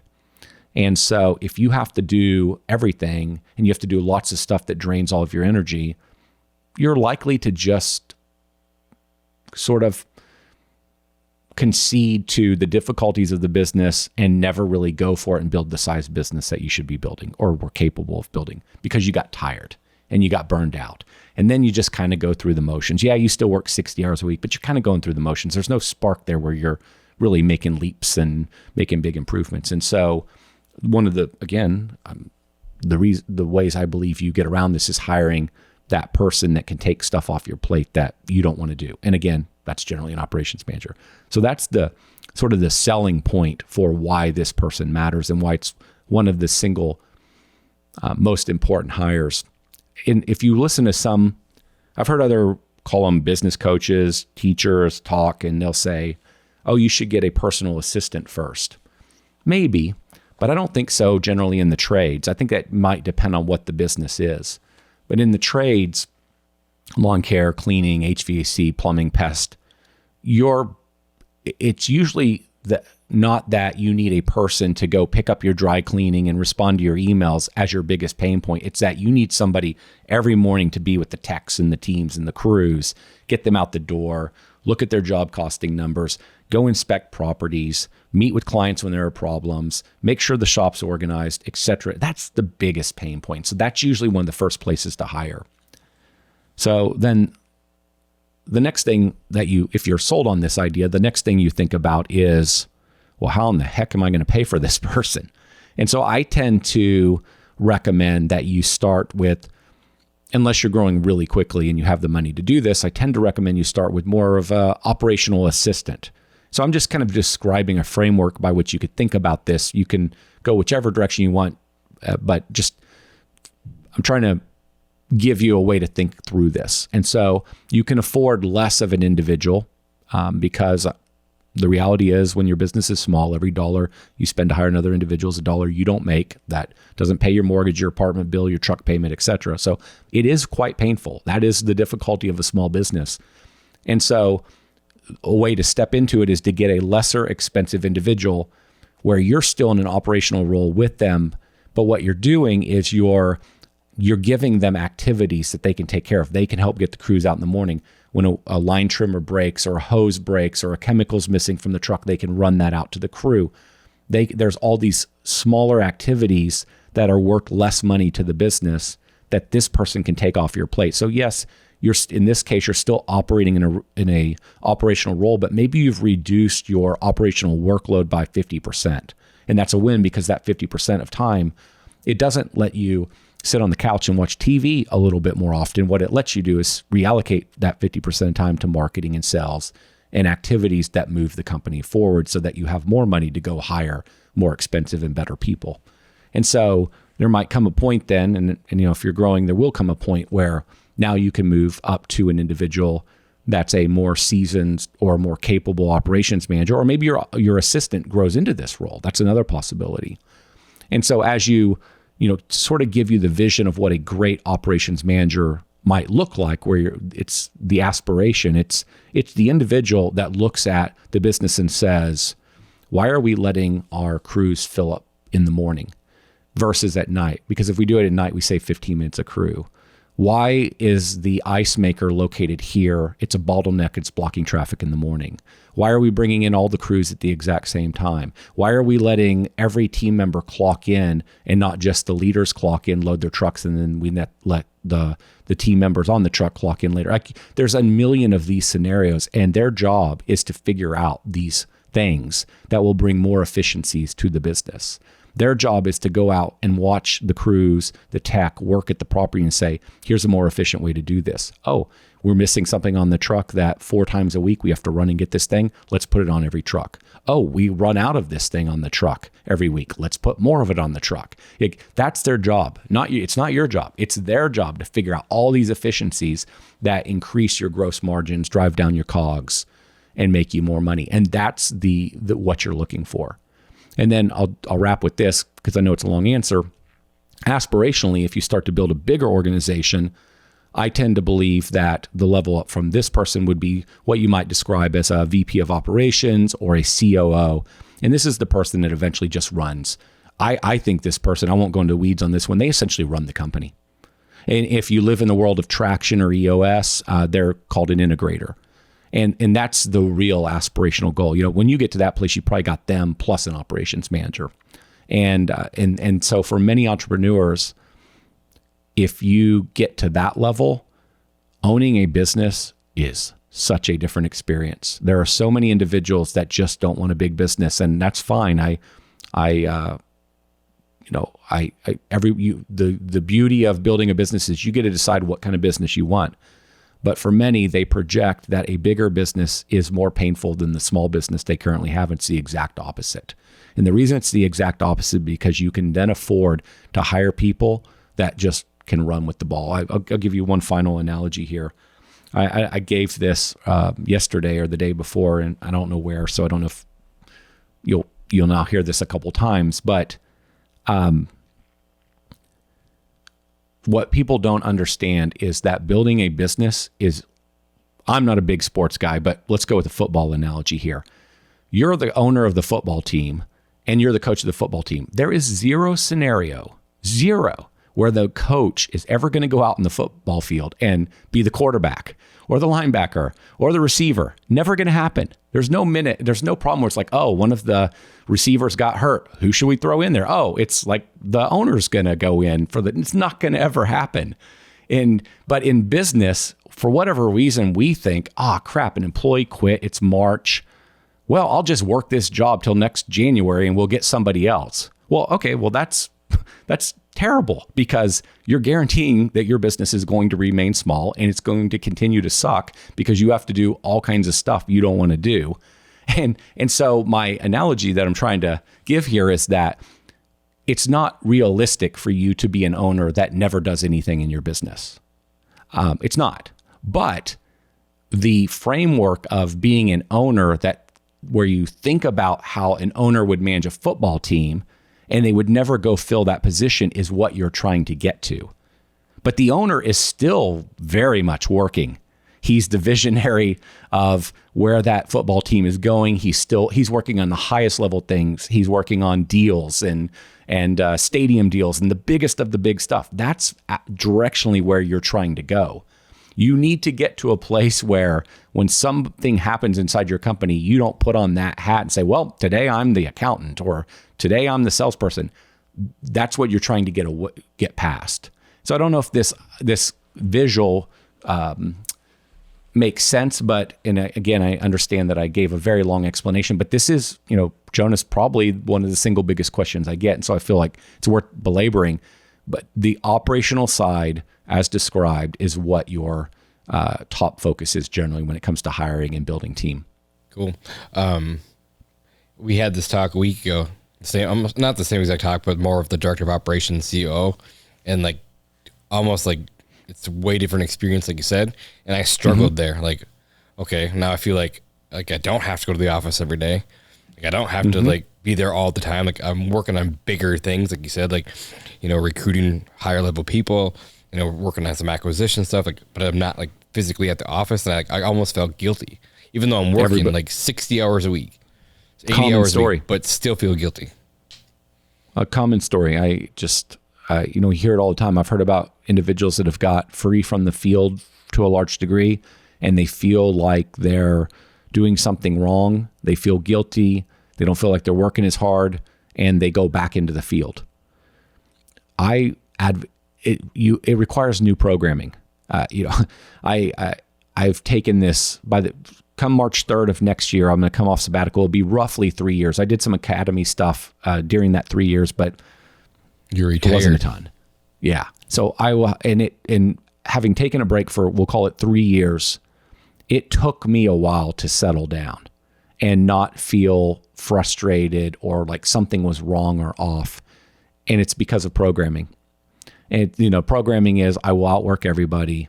I will work my butt off. I will learn. I will solve problems. Like I just didn't feel as valuable, and I didn't feel like I was moving the ball forward in life. And it took a while to unwind that programming.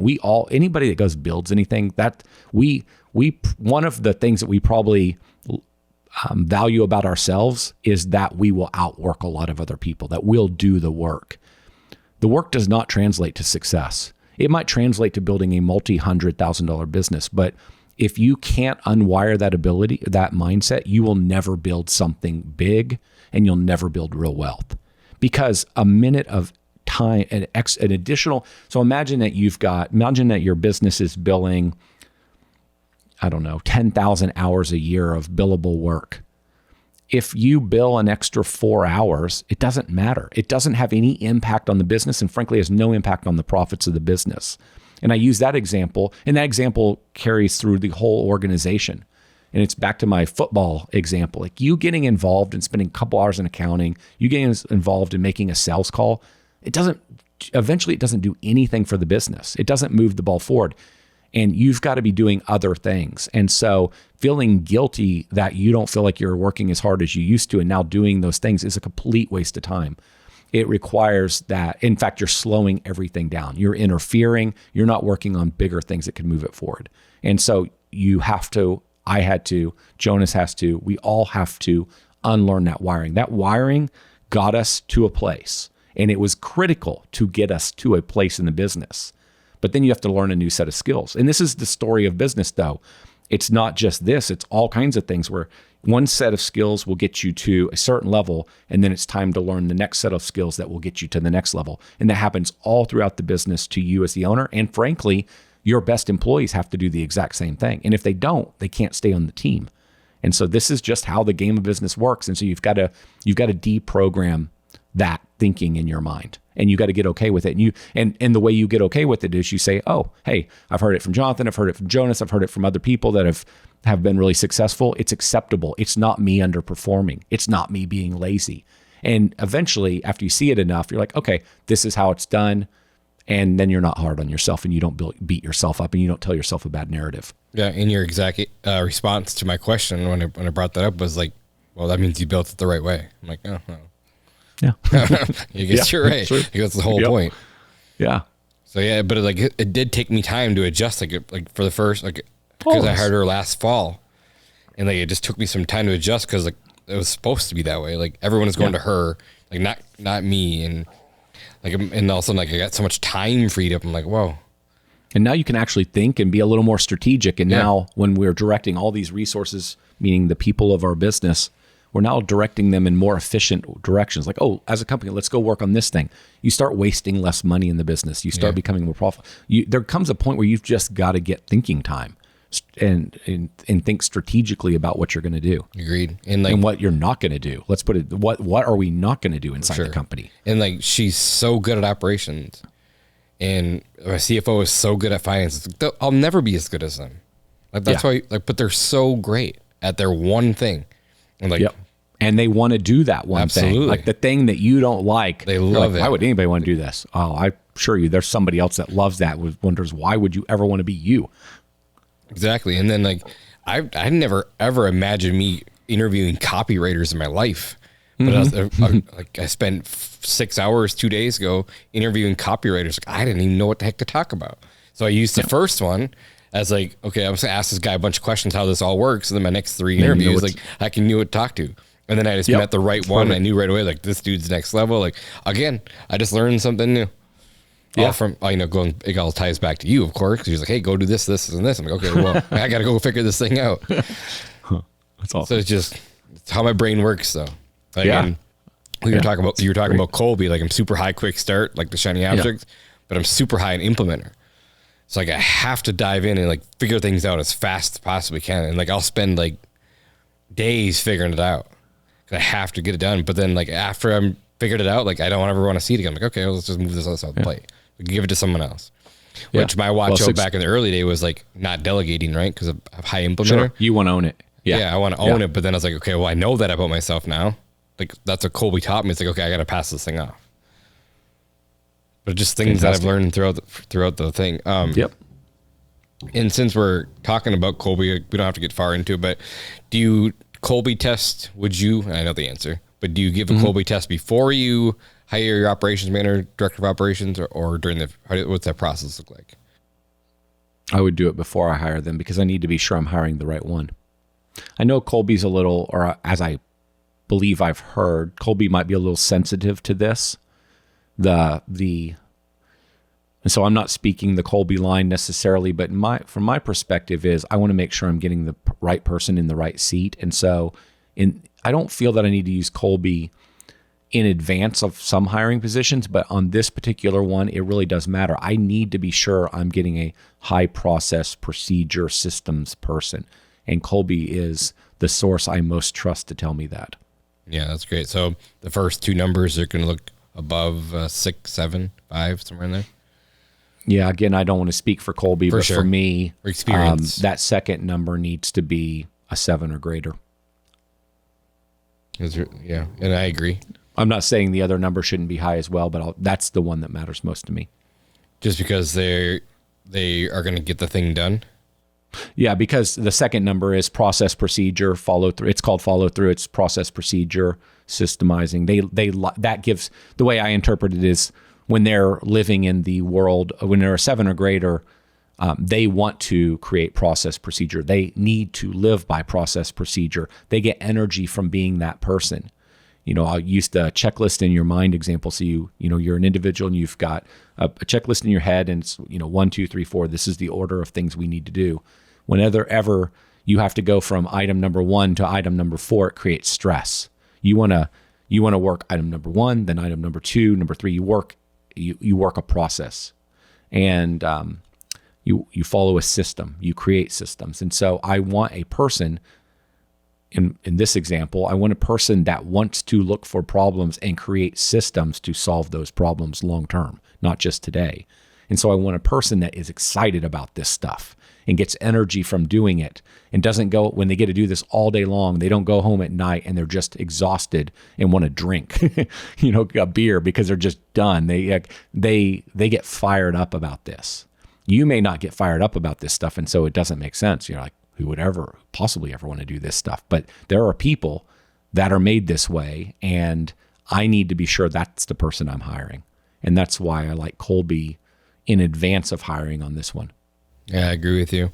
I have a bunch of notes just scribbled down from like past stuff. And like one of the things I remember one of the very first things you taught me, like almost the first words that ever came out of your mouth. Probably, I don't know if it's intentionally because I live in a small town, but you're like, think bigger, right? That's one of the first things you ever told me. But why do you think people, I was like, okay, hire faster. Why do you think people move so slow? Like, why do you think their business is so slow at the beginning? Safe. 2 things. You don't know what to do. So you tend to, when you don't know what to do, we all will naturally move a little slower, or we'll waste a lot of time trying different things, and we jump around a lot. Whereas when you know exactly what to do, you'll naturally just go a little faster.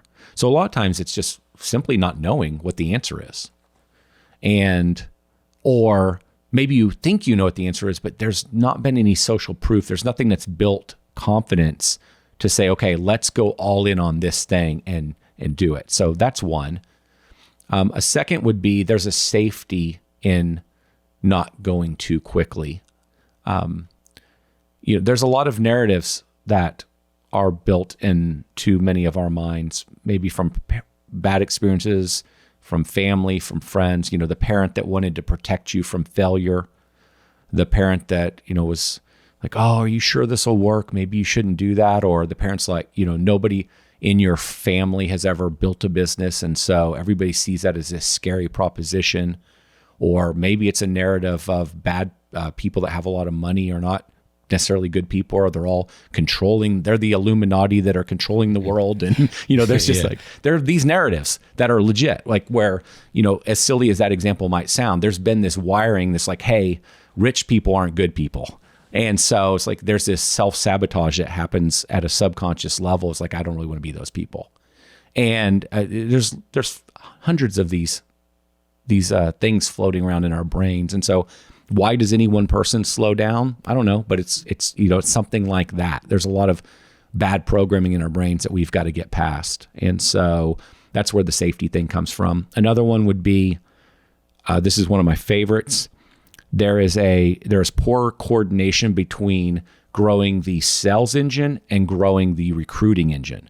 So you live in this never-ending fear. It's like, if I sell too much work, I can't do the work. So I can't sell too much work.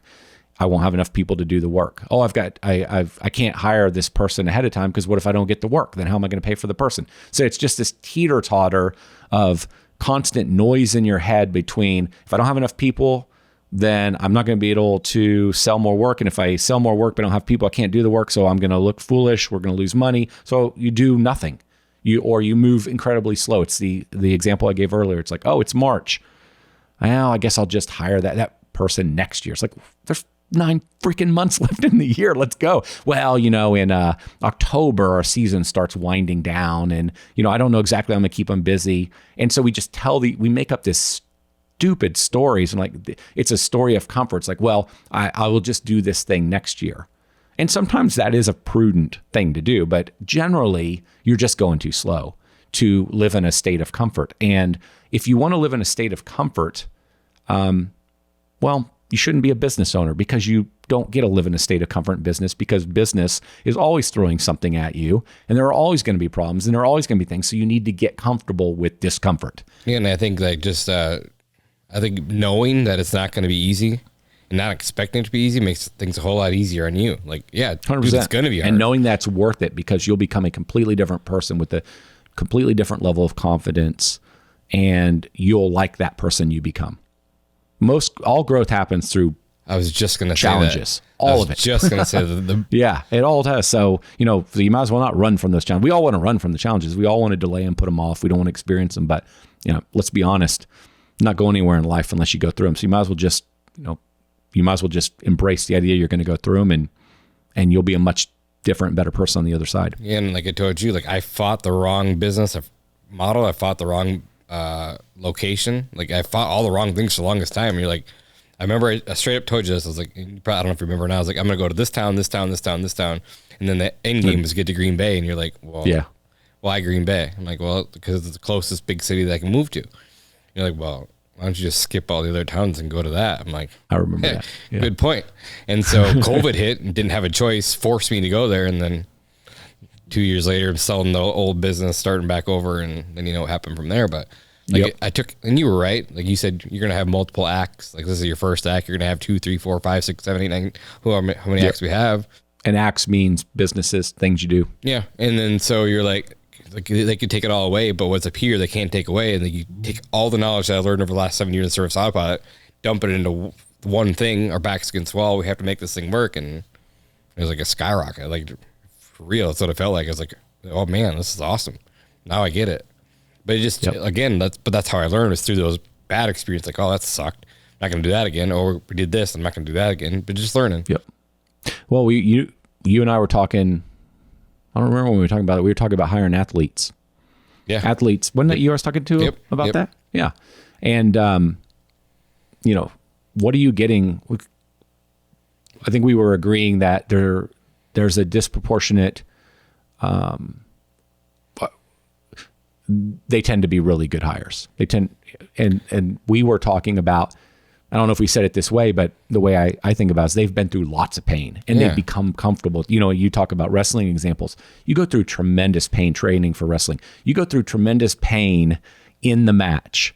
And the more pain you go through, the more you get comfortable with the pain. And you're more like, I know this is coming, but I can do this. And I know when it's like, it's going to end. I know it gets better. I know that, yes, it might, I'm just making stuff up. I never wrestled, but 6 minutes of misery will end and I will be okay.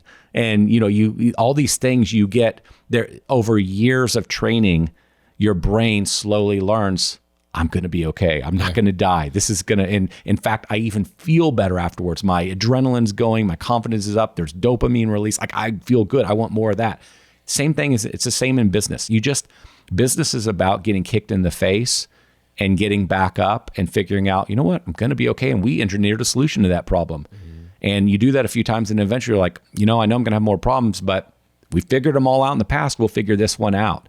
And eventually the stress level in your body is vastly different when a problem presents itself. Like in the early days, there's lots of stress and tension. And later you're dealing with even bigger problems and your stress level barely moves because your mind knows we're going to be okay. And I think like even talking along those lines, like coming up short, like being at the top of the level, like, like you brought up wrestling, like state finals, and then you come up short, you're like, man, I don't ever want to feel that again, ever. Exactly. Yeah. So like, you're like, okay, now I'm going to work harder because I know I don't want to feel that pain anymore. Same thing in business. Like, but going back to the whole athlete thing, like, they've been through a lot of that. So that's why they're a good hire, because when things get tough, they're not just going to give up.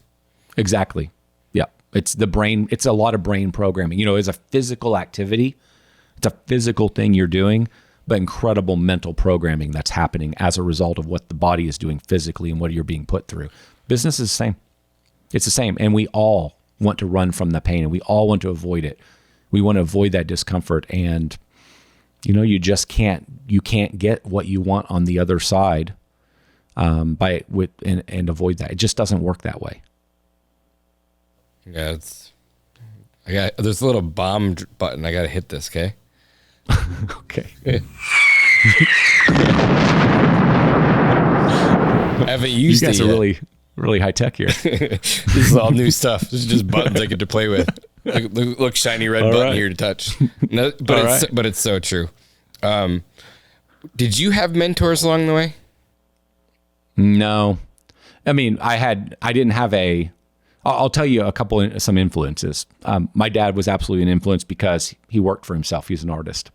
And so I totally got my hard work programming from my dad. My dad, it's just like my oldest son, Riley, it's like it's built into the DNA somewhere. My dad raced bikes for the U.S. racing team. My dad worked full time while he did that. He went to college while he did that. I mean, he just worked from when he was a kid forward. And he worked as a kid growing up, like he just did the work. And so that I learned from example. And I'm sure that's how Riley's ended up the way he is as well. Riley's my oldest son. And so that's a mentor.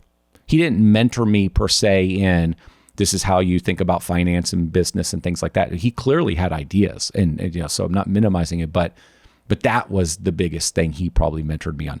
One of the great things so I'll give you kind of a long answer, a couple thoughts here. The other great thing, and this one I think is relevant, if you're a parent. My parents were extremely strict.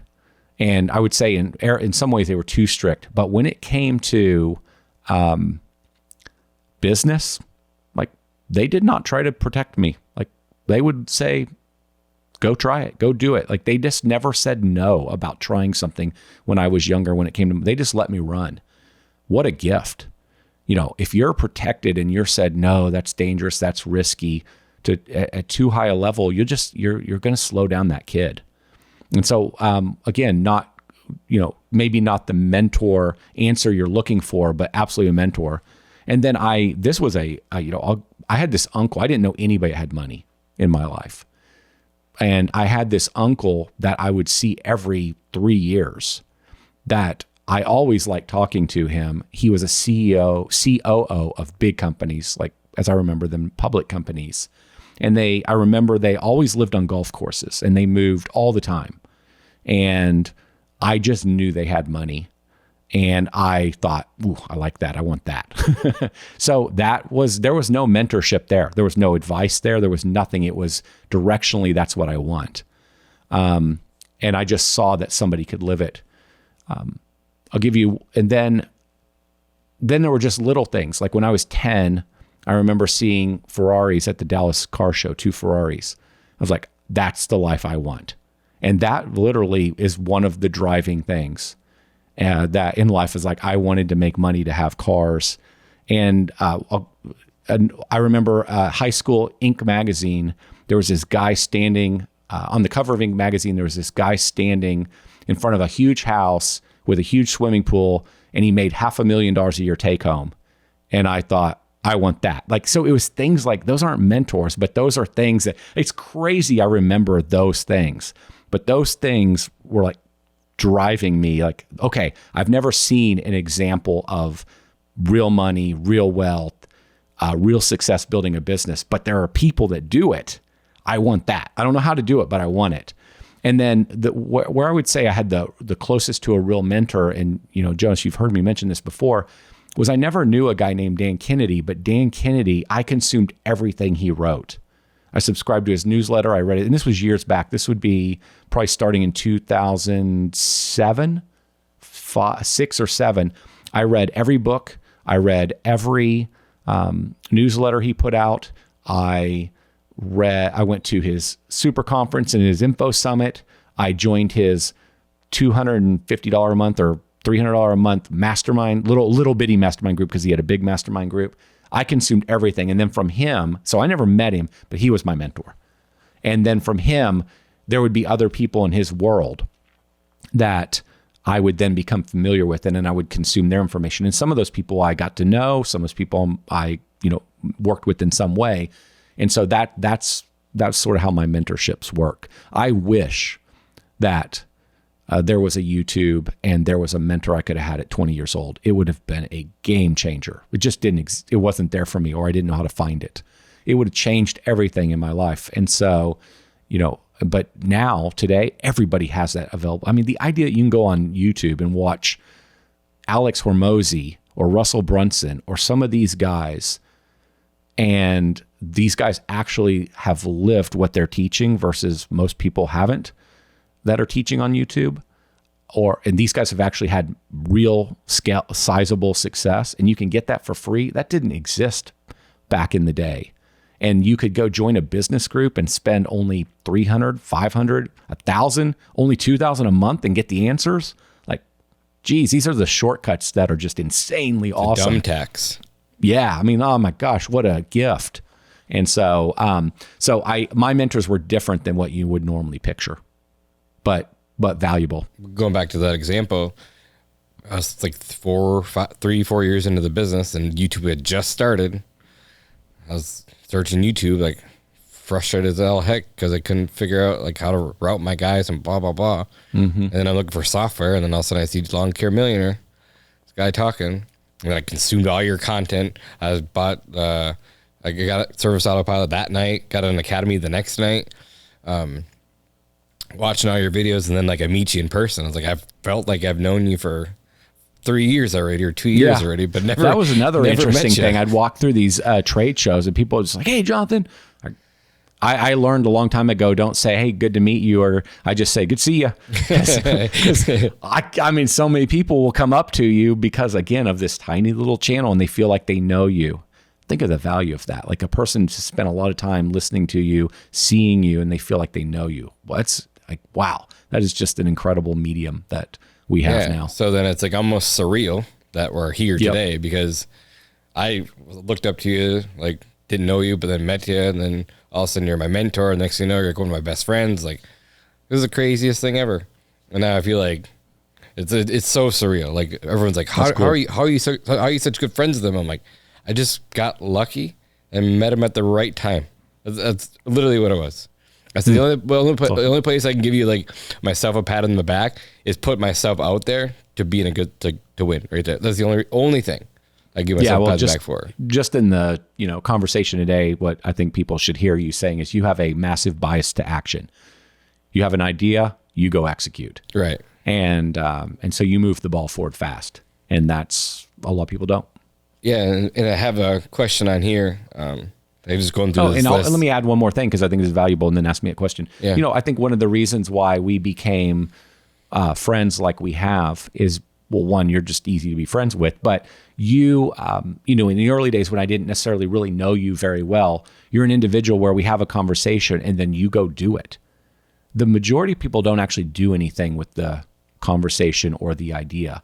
And so for me, whenever somebody is moving the ball forward like yourself, where it's like, I don't really know you yet, but like, hey, we have a conversation and you're like, hey, I did this thing, it worked, or I did that. It's like, oh, okay, well, that's somebody interesting. And so it probably helped us develop that early relationship. It was like, oh, I like this guy. He gets things done. And then we got to know each other personally, and then you become friends. But that was probably the spark. And I think a lot of people want, and I'm just speculating. I don't know what it was. Yeah, right. But I think a lot of people should give that some thought, because it's just so. If somebody asks me for advice, the person I want to keep helping is the person that does something with the advice. Couldn't agree more. We know some Academy members who were roughly in the exact same place 6 years later, and it was disappointing for all of us. And we're like, why are we still having these conversations? We had them 6 years ago. We had them 5.5 years ago. We had them 5 years ago. We had them 4.5 years ago. We keep having the same freaking conversation. Let's go. And so I would be most gracious to and most want to help the individual that's going to go get it done. Yeah. And very quickly that was you, and that's probably how this whole spark happened. Yeah, I guess I never really thought of it that way, but I didn't think about it till just a second when you brought this up. It's just kind of like popped in my head. Maybe that's why. We were together 2 weeks ago. You said, hey, you have to go home and do this, this, this, and this, and this. I'm like, okay, brain goes into overdrive. I have to figure this out. I have to get it done. Now, again, it's on my plate. I got it off my plate. Still working through it. But then I talked to a couple of friends that were there. Like, how in the world do you already have your list done? Like, we're just sitting out with our team and talking about it today, 3 weeks later. I'm like, I don't know. Just how I operate. It bothers me if I don't get it done. Because you want to build a $100 million business, and most don't. And so you got to get it done. And I'm going to. You will get it done. And that was like one of my next questions. Like, and you might have already answered it actually, but it's like, what do you see like common traits for people who make it and don't make it in the industry? Just in maybe service industry or business in general. Like, what do you see the common traits of the people who make it versus not make it? And maybe you already answered that. No, I mean, I think we could I've answered it in some ways, but I could bring some of it together. I mean, there's a lot, but where to start is the question here. So here, let me give you some reasons why people don't make it. And maybe that's a better frame here that'll help me think through this. They don't make it because they never figure out how to run the numbers of their business. And I feel like this is really becoming more and more of a conversation in our industries, whereas 7 years ago, you just didn't hear people talking about this that much, but you just can't build something. Accounting is the math of business. And if you don't learn this stuff, you just can't build something of size because you never have any money. Yeah. Profit First was created, in my opinion, for people that are just never going to bother learning their numbers. So you have to give them a piggy bank jar system, essentially, and that's not fair. I'm being very dramatic here, but seriously, it's the Dave Ramsey. It's dumbed down to a place like, okay, you're never going to stop just looking at your bank account to decide if you have money to spend on hiring a person or buying a mower or buying whatever. And so let me give you this piggy bank system that I taught my 10-year-old son when he was, 10, and you put some money in this bucket and some money in that bucket and some money in this bucket. That's essentially how simple it is. Why does Dave Ramsey tell everybody you can have no debt? And why does he never vary from that line? Because debt's not really bad. And maybe he truly believes, my theory is he can never deviate from that message, because if you give a person any wiggle room, they will have a bunch of debt and get themselves in trouble. So Dave is just like, no debt, period. I feel like he just has to run the hard line to keep it crazy, crazy simple. And that's why Like the idea of not using, I'm going off on a tangent like I always do, but the idea of not using a credit card and missing out on 2% kickback. Yeah. But Dave will say, you can't have a credit card. Well, I understand why he does that, because he's speaking to the masses and he's got to be black and white, no wiggle room, because if you give any wiggle room, they'll screw it all up, because they won't follow the system. And so I gave these two examples, and because that's the way the majority of the world lives. That's the way the majority of businesses run. And that's why the majority of businesses small and they suck and they don't make much money. So one of the biggest characteristics of a company that actually gets successful is they know their numbers and they don't live on a piggy banks, that little system, and they are able to control themselves and use a credit card, et cetera, et cetera. And you know how much money you make to do a job, you know what you need to bill. That takes out the majority of people. Another one is we jump around. We work on this thing, and then we work on that thing, we work on the next thing, but we implement nothing. And so we never even find out the thing we were working on works. We never test it. We never learn from it. We didn't get any feedback. So we just wasted lots of time. We jump around. We don't hire people. We don't hire them fast enough.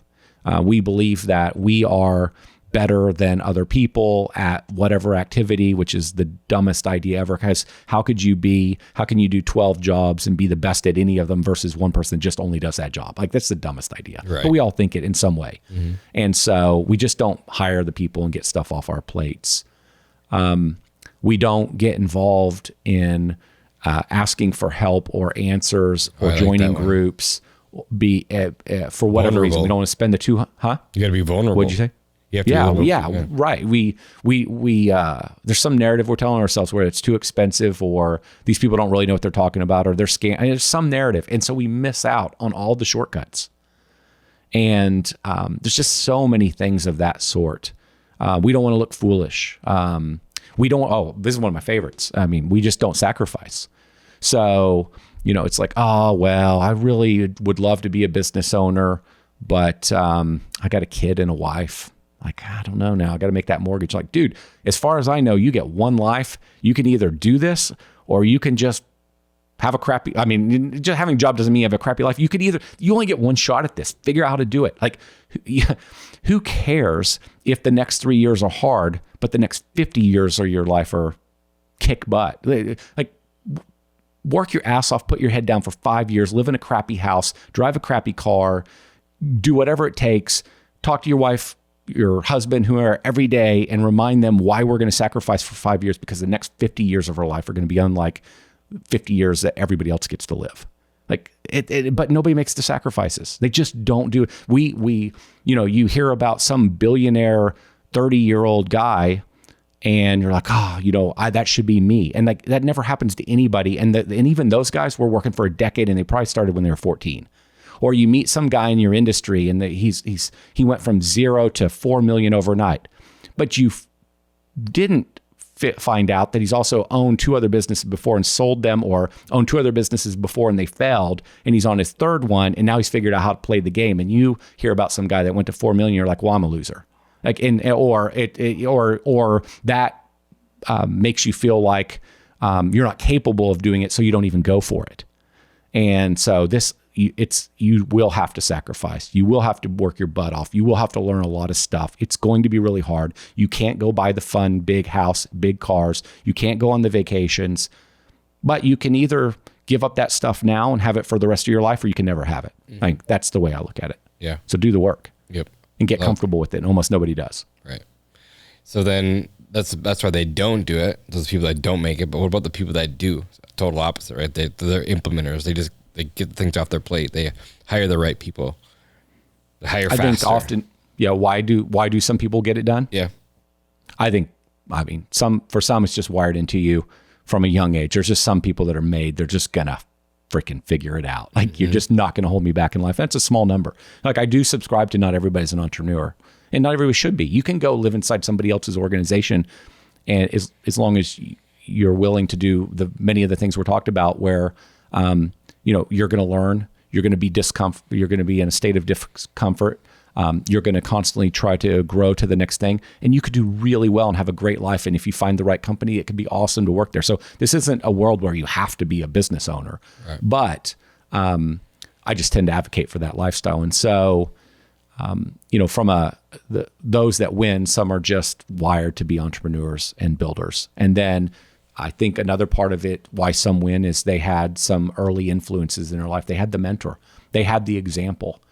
I feel like I had some examples. I didn't necessarily have the person to tell me how, but I saw a vision of what was possible. I was like, I want that. There are people that's the spark. And that spark leads to, I'm going to figure it out. And so it could, there's a million different ways this thing can happen and you can end up in this place. But I just believe that a mentor or an example is one of the biggest unlocks for a lot of people. I mean, raise my hand right here that you were unlock for me, right? Yeah. You're like, you got me out of this town. You're like, come see the real world, like what it's like. And I got there and I was like, man, this is what's going on outside this little world. Like I didn't know anything. Yeah. You're actually a perfect example. I've given this example. I remember this example, and I talk so much, I can't remember half the stuff I've said. But one thing I remember saying is Tiffany and I and the boys, this was a long time ago. We went to Arkansas to go to a state park. This is probably early days of Service Autopilot. And I remember driving through parts of Arkansas, and this is, I would again think relevant to your scenario. And you drive through these little bitty towns, or you drive through an area and there's a lot of smaller homes and trailer homes. Just picture kind of a more rural area where nobody has any money. And there's a kid or an individual who watched my YouTube videos or we'll go with, some other individual on YouTube, and they're like, I can do this. I can build this thing. I want to build it. But then they never get much success. And they think, I'm just not capable. What's wrong with me? I'm not as smart. There's something that they believe about themselves and they're negative on themselves. And the reality is they weren't in Dallas, Texas like Jonathan was. And that was 100% me. Yeah. They were in the wrong market.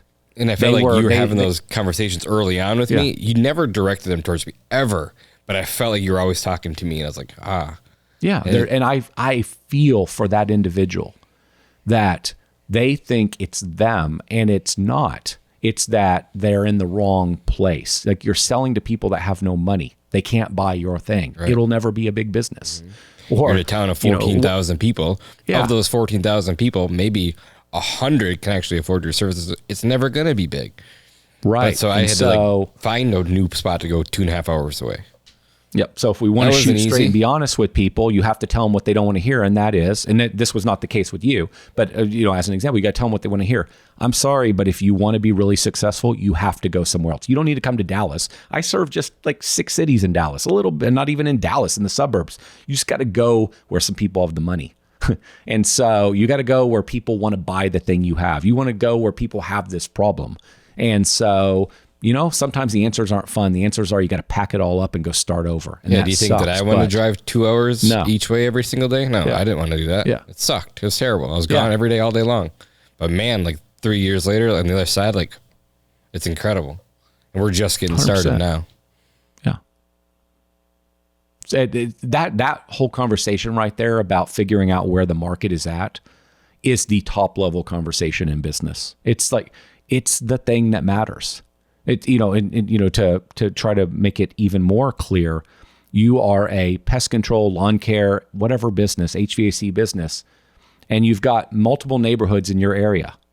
Intuitively, it's probably better to send your marketing pieces to the neighborhood with the bigger, more expensive houses than to the neighborhood with the very inexpensive, lowest homes in the market. You just intuitively know at your core, one group is going to have a lot of buyers and the other group may have one buyer or none. And so that's the exact same thing in business. You say, hey, where do I have to go to be in front of the people that can afford to buy my thing? And you go do it. You go there. The other analogy I've given, I know I gave this in Service All Pies, I gave the analogy over the years of imagine you're an individual that has $100 million. You sell your businesses, whatever, somehow you've accumulated $100 million. You think if you're an individual with $100 million, you're probably a more sophisticated investor, business person. Like you probably think about things a little bit differently. So if you live in Jackson Hole, Wyoming, and you want to start, let's go with a different, we'll just go with that one. And you want to build a massive HVAC company that's going to do $30 million a year. And maybe you can do that in Jackson Hole. I don't know, but just picture Jackson small. Yeah. That's why I screwed up when I picked that one. It's one of the wealthiest places in the U.S. But, maybe just roll with me on this one. You're what I'm trying to communicate is you're living in this small town, which is a good town. You don't say, well, I got $100 million I need to deploy. I'm just going to deploy it right here where I live because it'll be more convenient to drive down the street to the office. You're going to be like, okay, where's the boom happening? How can I get in the path of growth?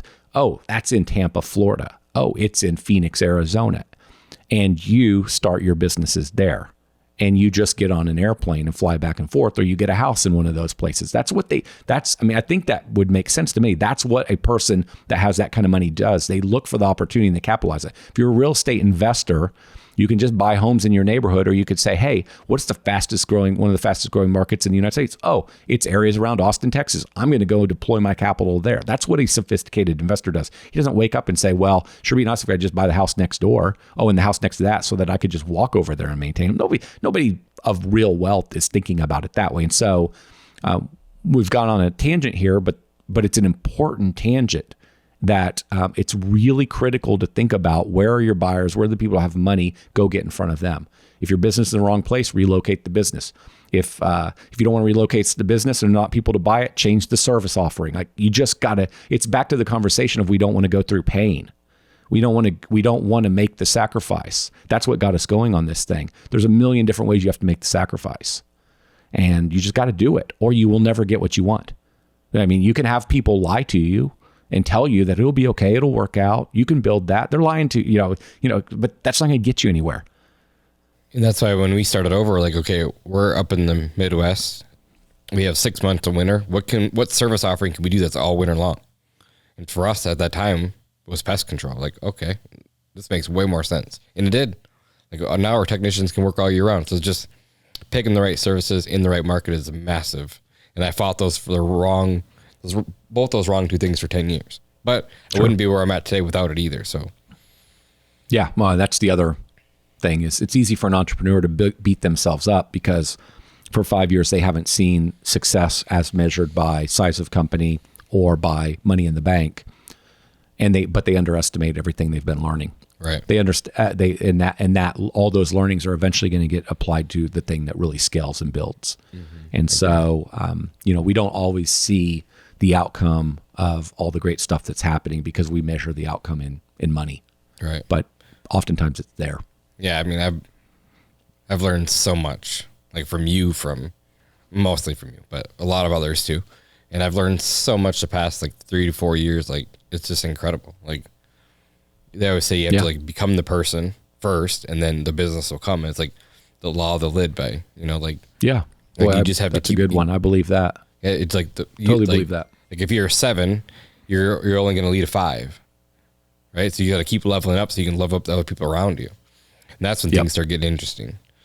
The next question that I have for you, again, it's coming from an email actually, and it's a good one for you. It's actually perfect for you. That's why I put it in here because you're in this world. Where do you see technology and AI disrupting our industry? Because you're so close to this one. I love it. Yeah. So when you say this industry, which are we talking specific to pest control? Let's just or the trades. Trades in general, but I feel like this is a lawn care person because I know them specifically. Okay. So I think they're going more like robot. Okay. Well, I'll just say the robot, then we'll go to the more interesting stuff, which is the AI. So on the robotics, I think that I still believe that the robotics are eventually going to disrupt from a mowing standpoint, but I just keep hearing myself say in about 5 years. I just keep thinking it's going to be a little bit longer. I think that they're more there when it comes to the big properties, but when it comes to the smaller properties, it's just generally not there yet. So I would not worry about robotics disrupting your space. If it happens eventually, I believe it'll just be a value add to you. And so I would not live in any fear around it. But I also wouldn't plan for any big, Like if you hate mowing yards and you're like, a robot's going to solve that for me soon, I just wouldn't build your business model around expecting that to truly be the solution in the near future. And so it's going to be a little more status quo. You just keep doing the same blocking, tackling, and the same things you're doing now. Robotics, I see nothing in robotics is about to, in 2 years, transform your life. Yep, unfortunately. When it comes to the AI stuff, this stuff's really hard to predict. It's really confusing to know what reality is. I'll go back to, there's real AI that's happening, and we see that with these large language models. And so that's real. We don't really know if we are going to be on an exponential curve from here, or if this thing's going to flatten out for a few years and we need some more breakthroughs, and then we're on a faster curve, meaning you start to see more and more amazing stuff. I would generally bet, though, that we're going to see some pretty amazing stuff because the technology is so different and new and exciting that everybody's building around it. And because of that, we're going to see some really awesome stuff. So I believe that without getting specific here for a minute, we're going to find a lot of great tools are going to present themselves that are great assistants to us, are great helpers to us, but less about displacing us. And they're going to be more value. They're going to be ways in which we can do more inside our businesses with less, or we can personally get more done with less.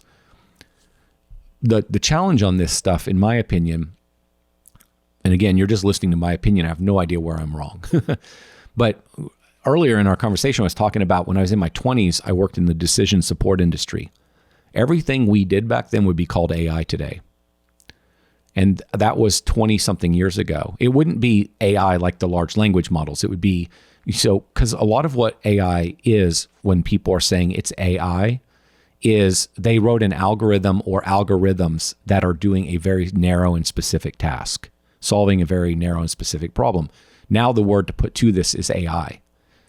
AI is really about massive amounts of data, just insane amounts of data that the system is learning on. It's about the programming, but it's more about the data, in my opinion, and trying to be very basic in my explanation here. So if somebody says, I'm going to I'm going to build AI into my software. Like, let's say somebody says, I'm going to build AI into my scheduling, because we live in a scheduling world. Well, if the data set they're using to do whatever the AI function is the data inside their system with their 1,000 customers, I'm sorry, but that's not AI enabled. There's not enough data.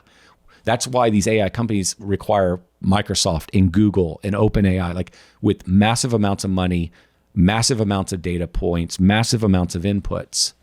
And the reason I'm bringing this up is because most of the stuff we're being told is AI is really just smart algorithms that make decisions. And that's existed forever. It's what I did when I was 21 years old.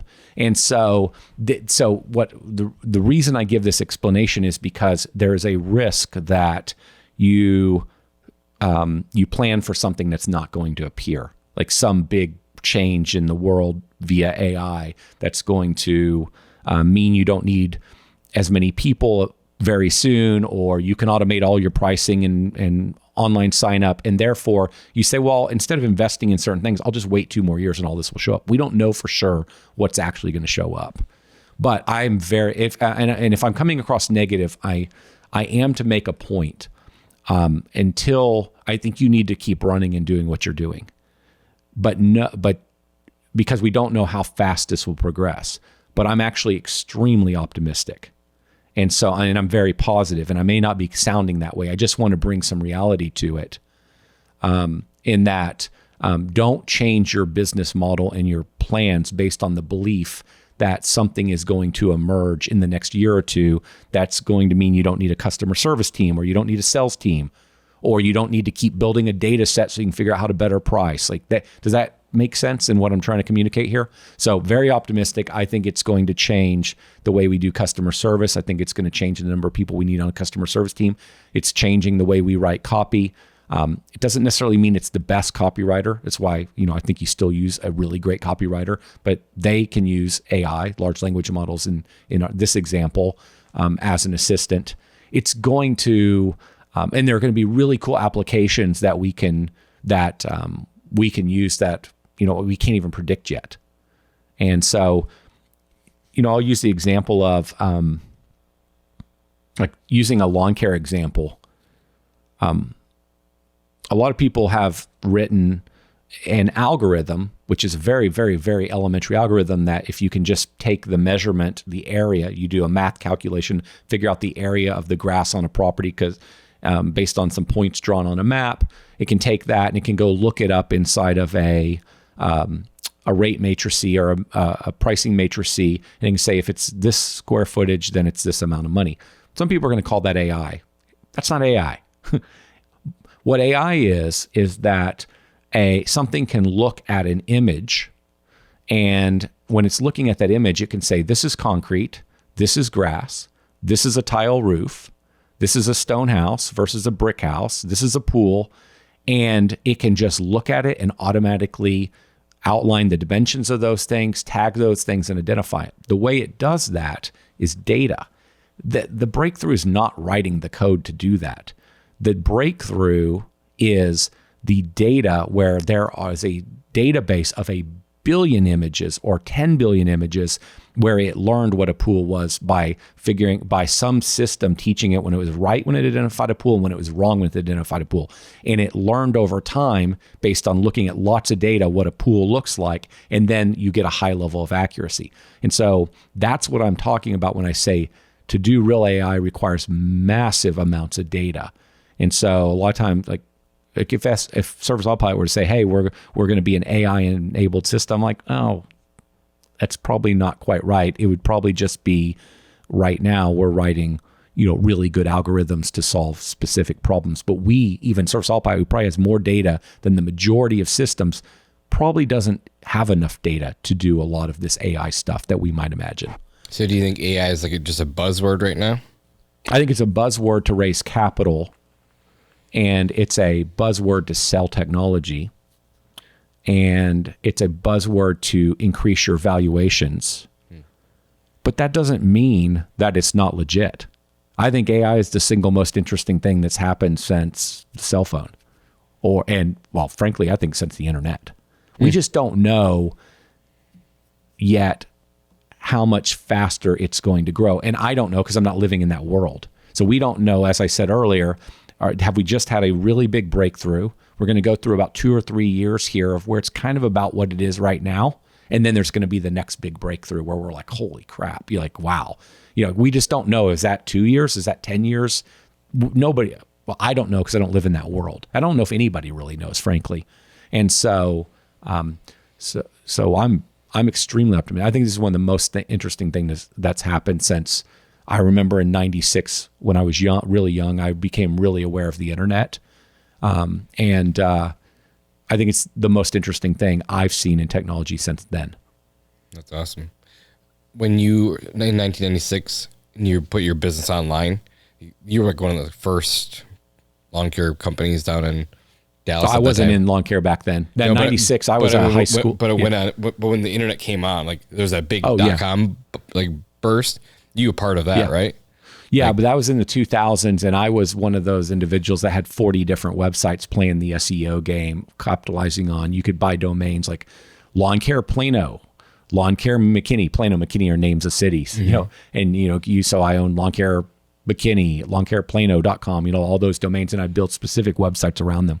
And so I was early in that sense because I had that technology background. Right. I was building all these websites, and I had really strong success online. And the reason I ask that is like, how can we position ourselves now to be where the AI is coming? Or we just don't know. Yeah, I don't know. This is a tough one. I mean, because I think the way you position yourself is with content, but I don't think we know exactly what AI is going to do to content yet. We had a good conversation around content, about AI content 2 weeks ago. So you don't know where it's going, but it's very interesting. We don't. It's actually a little scary. Mm-hmm. You could spend the next many years creating all this content, and in some way it becomes not so valuable and necessary. And but I don't know exactly what that would look like. So we just don't know. So And maybe that's a little bit of the point I'm trying to make on this is we just don't know enough yet. So you just keep going. You keep doing what you're doing until more evidence presents itself to say, oh, we need to pivot this way, or we need to pivot that way, or we need to start investing in this. And so this is not about sitting on your hands and not, if a great system comes along now and it will be a value add to your business, implement it. I'm advocating for that. I'm just saying, we don't know exactly what's going to happen. So there's only so much planning we can do. Don't change your actions, just keep going. Yeah. And like I said, it just, as far as positioning goes, like I'm just trying to think for myself, like, what could I do to make sure that I'm in a good position to know, when AI is coming? But he said, yeah, just keep doing what you're doing. Yeah, I will. I would tell you, record all your phone calls in your company. Yeah. And archive every one of them.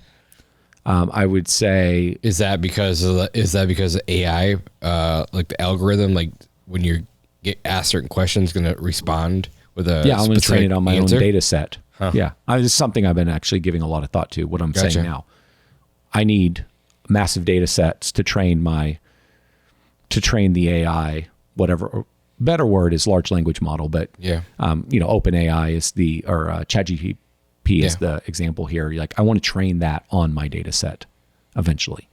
I want to be able to answer those questions. And so recording all your phone calls, documenting all your pricing, documenting all your FAQs, documenting all your sales objections, documenting how we answer questions, all that data that you can build is how you're going to be able to, in this example, utilize AI to answer a question specific to your company.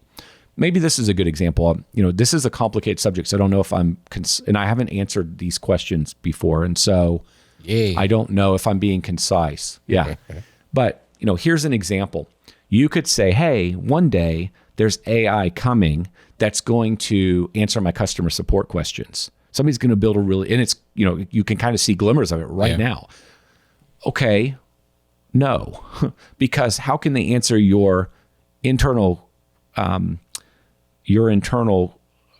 how can it answer your customers' questions instead of your team doing so when it doesn't know how you answer the questions? It doesn't know how you price, doesn't know what markets you serve. It doesn't know, what times of day we go. It doesn't know the selling points. It doesn't know any of this. The only way the AI can know that is by giving it the data, training it on the data. And so that was a little bit of the example I was trying to give earlier. It's like, this requires lots of data.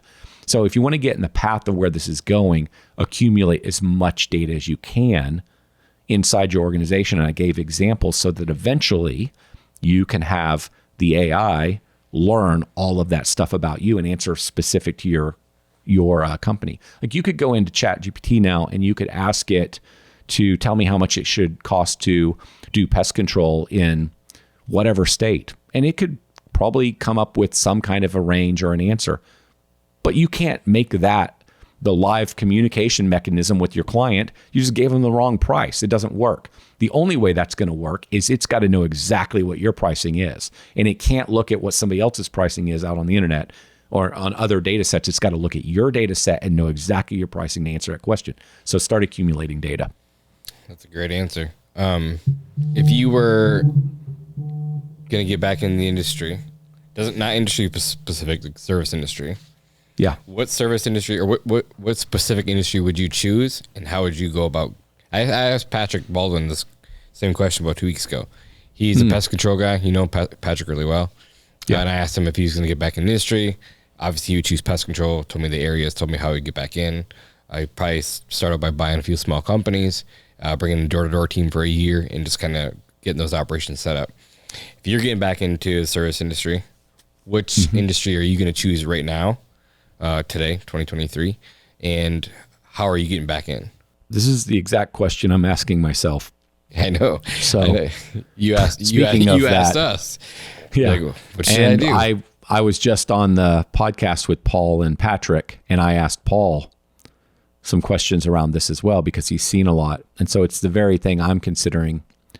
And I thought he gave a really good answer on that. But if you, just to be specific on industries, I'm very attracted to outdoor services, attracted to it. I like pest. I like fertilization weed control. I like arbor care on the health side. I like a lot of these services. And when I was talking to Paul, he said one of the things that's sort of gone through my mind. I've been telling myself this narrative that maybe I should consider HVAC, but I was a little negative on HVAC for a couple reasons, mainly around the multiples. But in HVAC, there's a lot of pain, meaning if the AC doesn't work or the heater doesn't work at certain times of years in certain markets, you can't wait to go perform that service. Like that person can't wait. They got to get an immediate solution, and they're going to write whatever check they have. In fact, there's so much urgency, they're probably not going to get 3 price quotes. They're just going to get you to fix it. And then a lot of those HVAC companies make a lot of their revenue comes from the equipment that they resell, and they make margin on that. It's like, that's pretty attractive, making money on my equipment versus my labor. There's just things like that I thought were pretty interesting, and knowing that if I built a bunch of them and put them together, like there's a active market out there of private equity that is interested in buying those things, and so it's attractive for that reason. So anyway, we were talking about this, and I've kind of thought about that. And one of the things that he said that I had thought about before, but almost kind of forgot about until he brought it back up, is there's this balance of what can make a lot of money and what is not a nightmare to run. And as a result is more scalable and just less miserable to run.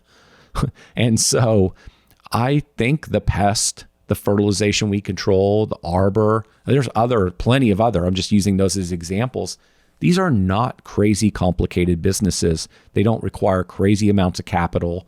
They don't have bazillions of moving parts. Paul gave the example of you can put them on a predictable schedule. That makes it so much more efficient to run the business that you're more likely to be able to give a high level of customer service. And I believe that the customer service angle is how you build, one of the ways you build brand over time in a market, meaning it's as simple as you say you're going to do X and you do X. And the market says they always do X when they say they're going to do X, and word gets around and you have a good brand. It's kind of that kind of a thing. And so whenever you're operating a business that isn't quite as complicated, you're more likely to be able to better serve your clients, make them happier, get better reviews, better NPS scores, more referrals, et cetera. And so there's this balance of what you're looking for. And I tend to still be attracted to outdoor services. And so I do think, though, that there are these other spaces that I just don't know what they are yet, but I believe they're out there, and I just haven't figured them out. And where I live, I have, there's 2 services. One, I have septic tanks, and because I don't get city water where I live. And so I pay a company $400 a year or something like that, and they stop by my place 4 times a year and probably drop a chlorine tablet they probably open one of the tanks, like, yeah, looks all right, drop a chlorine tablet in there. So basically they're getting, call it $75, or I guess it's a bit more, close to $100 just to drive to my house to look at this thing. And then they get to do an inspection and sell me more stuff if anything's wrong. Like, that's an interesting business to me. That is a fairly invisible business. It's not one we ever talk about. I don't know if it's a good business. It could be a lousy business. Maybe the billing rate's really good, but the travel time is crappy. And so as a result, there's so much wasted time, travel time, that you only get to see so many jobs a day. And so a tech, maybe a pest tech bills. What's a good pest tech bill a day? 2,000 for you guys. Yeah. Okay. So, maybe this tech only bills 500. I was like, okay, well, it's not as good as it sounds, even though they got a great billing rate. Those are data points I don't know. Right.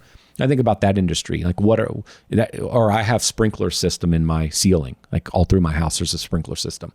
And so when I was trying to find a company that could come take care of the sprinkler system, it was maybe one of the most difficult vendors to track down. And I paid them $125 an hour to inspect my system, which really should be inspected, I think, every year.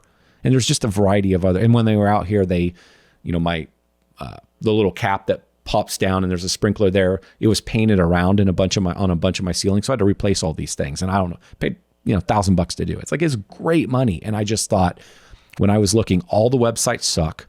All the customer service sucked. Almost nobody called me back. Is there an opportunity there? And so I haven't quite figured out the answer to your question, but to me, the clues are, where are the companies that have a strong billing rate?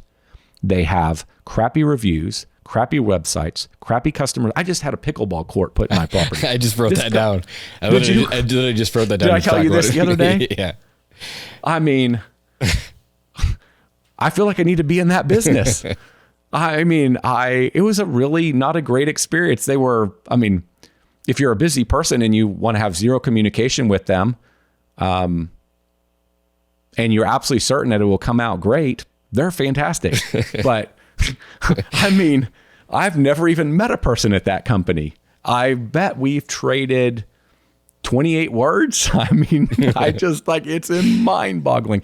And they didn't bill me in advance. I still haven't paid them, and it's done. And it's like, it's just, and I will pay them. But it's just like, geez, the bar is kind of low in a lot of businesses. And so if I can go find those businesses and come into those businesses with great marketing, great website, great customer service, and just be different in every way, ooh, that's a really interesting place to be. And so the answer is not direct. It's more of like clues of things to look for. What I may discover in all of these businesses is that they're just not really that great of businesses. And that's why that, they are what they are. Interesting. So a couple questions again. Would you buy your way into the market? Like, would you just go buy a company that's already up and running, buy the talent, bring them in to build the thing? Or would you, let's start there. Yeah. The answer is yes. Yeah. Yeah. If I was buying a company though, because I've only bought, like, for the City Turf business, we've just bought some tiny little things. Yeah. I could think the most we ever paid for something was like $42,000, like just nothing. And as more buying accounts is really all you were doing. And we've done that a few times. It's a lot of work. It's as much work as it's more work, frankly, than just getting your own accounts. And so the only reason if I was buying something more substantial, I'd buy something small at first because I just need to learn the game. I don't have while I've been on the other side of the transaction, I've never bought something and fixed it. And so I wouldn't go buy, for example, a company making $3 million a year in profit immediately. I would do something smaller to kind of learn the game, and then I would go buy something bigger. And maybe using the $3 million example is a bad one because almost nobody can do that. But I'm trying to make a point that I would start with something smaller and figure out what the potential missteps are, and then I would maybe do something bigger. The reason I would buy is you're buying for speed. You're just trying to shortcut those 3 years of getting the accounts, finding the team members. Like, I just want to get to a place where we've got enough going on inside the company with enough clients I can practice trying to sell more stuff to the clients we've already got. I can talk to the team and learn, how do we sell? How do we do this? I can learn all these things really fast, and I can test them and see what I can improve. And so, and there's lots of other reasons why I would do it that way, but I would be attracted to buying. That's what I figured. One thing that you said to me a couple weeks ago is that you would pay a premium for a premium business rather than buy a company that's not doing well and try to come in and turn it around. But the example I just gave is not a premium business. I would start with a non-premium business. But one that's doing well. Yeah. I'm not going to buy a fixer. Right. No, that's no point. Plenty of people doing that for us. Why make your life suck for no reason? Just spend a little more money and so no, I'd buy a decent business, but it just wouldn't be a significant business. So I could learn the game. Yeah. And then I'd go potentially buy a really quality business. Yeah. And then this is going back like 5 years now. You had mentioned at one point you thought about renaming City Turf to City Services and doing all these outdoor services. Is that something that you still thought about with City Turf? Yeah, I think about all kinds of things like you do. Yeah. I do. I decide I don't want to incur the pain that it'll take to do most of them. And frankly, let's be honest, at City Turf, the reality is none of that's happening unless the guys running the company want to do it. Right. or want to go through, because I'm not showing up to do all that stuff. I'm not going to make them do it. So, right. So if we're not all in agreement and they're not bought in, then none of it's going to happen. Yeah. We've talked about all that stuff. And I think I'm still as conflicted as I've ever been on that. It's like, it is so easy to get attracted to adding lots of activity in your business and lots of services and doing lots of things, but it adds so much complexity, and complexity kills a business. Mm-hmm. And also, if you ever want to sell that company, most buyers don't want to buy that complexity, and they don't want to be in 90 different service businesses. They want to be in one or two. And so you've immediately eliminated most of your buyers. And so there's just a variety of reasons why, should we add another service or should we just go deeper with the thing we already got and sell more of it? And I almost always go back to just sell more of what you got. The tell is whenever our marketing stop work, it's called a cost client, CAC is a word. So it's a cost, client acquisition cost. What does it cost you to get a new client? And whenever your cost of acquiring new clients it just keeps going up and up and up, and it starts to get so expensive that it doesn't make a lot of sense to keep acquiring more clients in that geographic area with that service offering, then you make a change. Then you add another service offering or you expand your geographic area. And that's the tell. That's the thing you're looking for. Because it's hard or you're not getting as many clients this year as you were last year, that's not why you add a new service offering. You add the new service offering because you got the data. And then, it's like companies that have a $30,000 a year marketing budget decide, oh, we're just not selling enough stuff. So we need to add another service offering or start a new business. Like, you're only spending $30,000 a year. That is nothing. Like, let's spend $300 and decide if we have really exhausted this market and we can't just sell them more pest control. Mm-hmm. That kind of a thing. And so, I'm not quite sure how I went down that road, but it's the city services thing. So while I'm attracted to that because I want to chase the higher gross margin and move away from services with less margin, I want to be very careful about it. And what I would say is the city turf problem for the last 7 years is not a marketing or sales problem. It's a full-on recruiting problem. So it doesn't make tons of sense to go add new service offerings until we solve recruiting. I'm just going to have a recruiting problem in the next service offering as well. Yeah. And so, that's another way I think about it. So there's no big change coming anytime soon. We're just going to keep doing what we're doing. And eventually we may add more services, but it's not an urgency. It's more of like, directionally, this might be a really interesting place to go. Right on. You might not know the answer to this question, actually, but it is a city tour question, and it was highly probable. Then I don't know it. Right, I figured that, but it's on my list. It's on my list to ask. And we had talked about it a little bit. And this question came to me today, and they said, when you forced everyone that was mowing to take fertilization weed control, you were kind of nervous about like the retention of those clients. Yes. Like, you're like, oh man, they're probably not going to, they might leave us, right? But what was the true outcome? And do you know what the retention? You do know. Cool. I know that everybody said, why didn't we do this a long time ago? Wow. That's the only answer you need to know. I mean, it's just like, wow, it didn't matter. I think one of the things we concluded is that we were mowing your lawn and you were using one of our good competitors in fertilization weed control. And they were good in that they didn't do anything wrong. I mean, the property looked fine. And so the client was indifferent about the pain, about switching. Why would they incur the pain of telling a company they've used for 7 years that I'm going to fire you guys when there's not really anything wrong? And so why would they have the hard conversation? Why does that need to be on their to-do list? It doesn't. Until we said, the only way we can keep mowing your lawn weekly is if you do this, they had no reason to switch. Then they had a reason. And when they had a reason, they switched.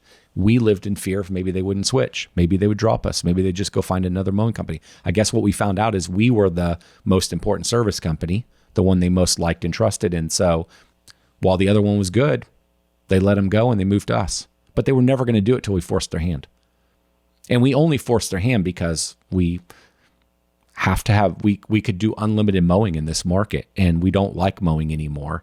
And so if we're going to do it, we want to do it with the clients that are going to do the most business with us. And so that's why we went to that model and said, you gotta buy these things from us. And also on top of that, it's like if we're going to bother mowing your yard, and if we could mow 10,000 different yards, let's mow the 7,000 and look good. Let's mow the 7,000 and when our yellow truck's sitting in front of their property, it's actually green and weed free, because that shows better for our company than our yellow truck sitting in front of the weed infested yard. It just at a subconscious level doesn't show as well for city turf. Yeah, that's so it's super just like smart. There's lots of little reasons why this is a smart decision. and we should have done it sooner. I really like that analogy of like you're taking care of the best properties that look the nice and it's your brand up front of there instead of maybe the other fertilization company didn't do so great. That didn't look like a nice lawn, but you're still mowing it, made you look bad. Yeah. Or the client doesn't buy fertilization whatsoever. And so the yard doesn't look as good. And it's harder for us to mow it because the weeds are always, taller than the grass. And and maybe the weed is the thing that laid down and the mower's got to go back over it again. It takes more time. And so, there's lots of reasons. It was a wise decision. It worked out. So I'm very fond of it. Yeah. And then and the thing you have to know about us too, is we have plenty of lead flow. And so if you're in a market where you could barely get clients, well, maybe you defer this activity for a little bit because you're just trying to get enough money to hire the next guy to help you. But as soon as you start getting more lead flow, or you get to a place where it's like you have too many leads and you can't take all the work, you raise the prices and you get more strict. This is an example of getting more strict. Yeah. You do those things versus just turn down more leads. You let your conversion rate from lead to client go down, and you just take the higher quality clients. Higher quality clients pay more money. Higher quality clients buy more services from you. That's awesome. Just checking the time right here. We've already been going on for a while, which doesn't surprise me. We planned on this. Yeah. But we have not talked about what JP is going to do next. Why you started to do more podcasts, and what your plan is after March 2nd or 3rd or whatever it is. Third. It's a made up number because I think we land coming back from New Zealand March 3rd or something, 5th or something like that. So it's but just I remembered the day. Yeah, you nailed it. I think it's March 3rd is probably what I've been saying. I'd have to look at my calendar to see what day I actually get home. But that's the day in my brain. That's the day. It's like, okay, we're massively reducing our travel. We may, we'll probably go, maybe we'll go to Africa next year, maybe Alaska. We'll do it. We don't know. We'll do a couple things next year, but not much compared to what we have been doing. And so that's the point in which like, okay, I'm going back to work. And so, I guess you're asking me what I'm going to do, or was there another question there? No. What's your plan? I know you're getting back in. Yeah. But what is that? What is that next thing? Three look like? rough things. I mean, I have a little bit of a master plan, but not as much as you might imagine. So, kind of going back to the earlier part of our conversation, the single most important thing you can do. This doesn't apply to everybody, but or it only applies depending on what you're trying to accomplish. The most important thing that I can do, and for many, Jonas, like yourself, is building a brand and authority. Let's just go with building authority. Mm-hmm. Meaning that, and it was the experience I had with Lawncare Millionaires, had the experience I've had in different ways. It's that I'm going to rebuild my YouTube channel, a new YouTube channel, a new podcast, and I'm going to do it in a much bigger way than I did. Pass me in subs and in views. I'm going to try. That's a competition. It's always you and me competing. At the end of the day, competition's awesome. Yeah. So, because the reason for that is because I don't know where I'm going. I'm going to work the rest of my life. I'll take breaks and stuff, but I like working. They're my favorite people in the entrepreneurial world, and so this is the world I want to live in. So, what I know is a great first move, most important move is just to rebuild or build a new brand. Because I don't know exactly what I'm going to do in the future, but I know it can take me a lot of places. It's how I met you, Jonas. It's how I've met a lot of my friends. It's how I've met really interesting people. It's opened lots of doors. It's brought me lots of business. I have nothing to sell. I don't have a master plan. It's like, oh, I'm going to generate money from it this way. I'm going to spend a lot of money on this because I'm going to invest in it. And I don't know exactly what the outcome will be. I just know it's one of the single most important activities I can do. And so I'm going to do it. And that's where I'm going to start. And I'll just start with a podcast and YouTube, and eventually I'll spread out to more social channels, but I'm just going to kind of start there. That's one. I know directionally where I'm going longer term, and whether I go there next year or I go there in 2 years, I don't know, but I think I've told you this, Jonas. I'm really passionate about high school and college entrepreneurs. So they're individuals that have raised their hand and said, the life I want is to figure out how to build a business. I'm encouraging of, but I'm not for the individual that I'm not trying to convince somebody that's young, they should be an entrepreneur. I want to be for the guy or gal that says, this is the life I want. How do I get there? And I want to help them.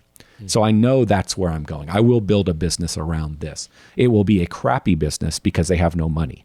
And so I'm not doing it for money. I'm doing it for, it's what I'm super passionate about. It changed my life.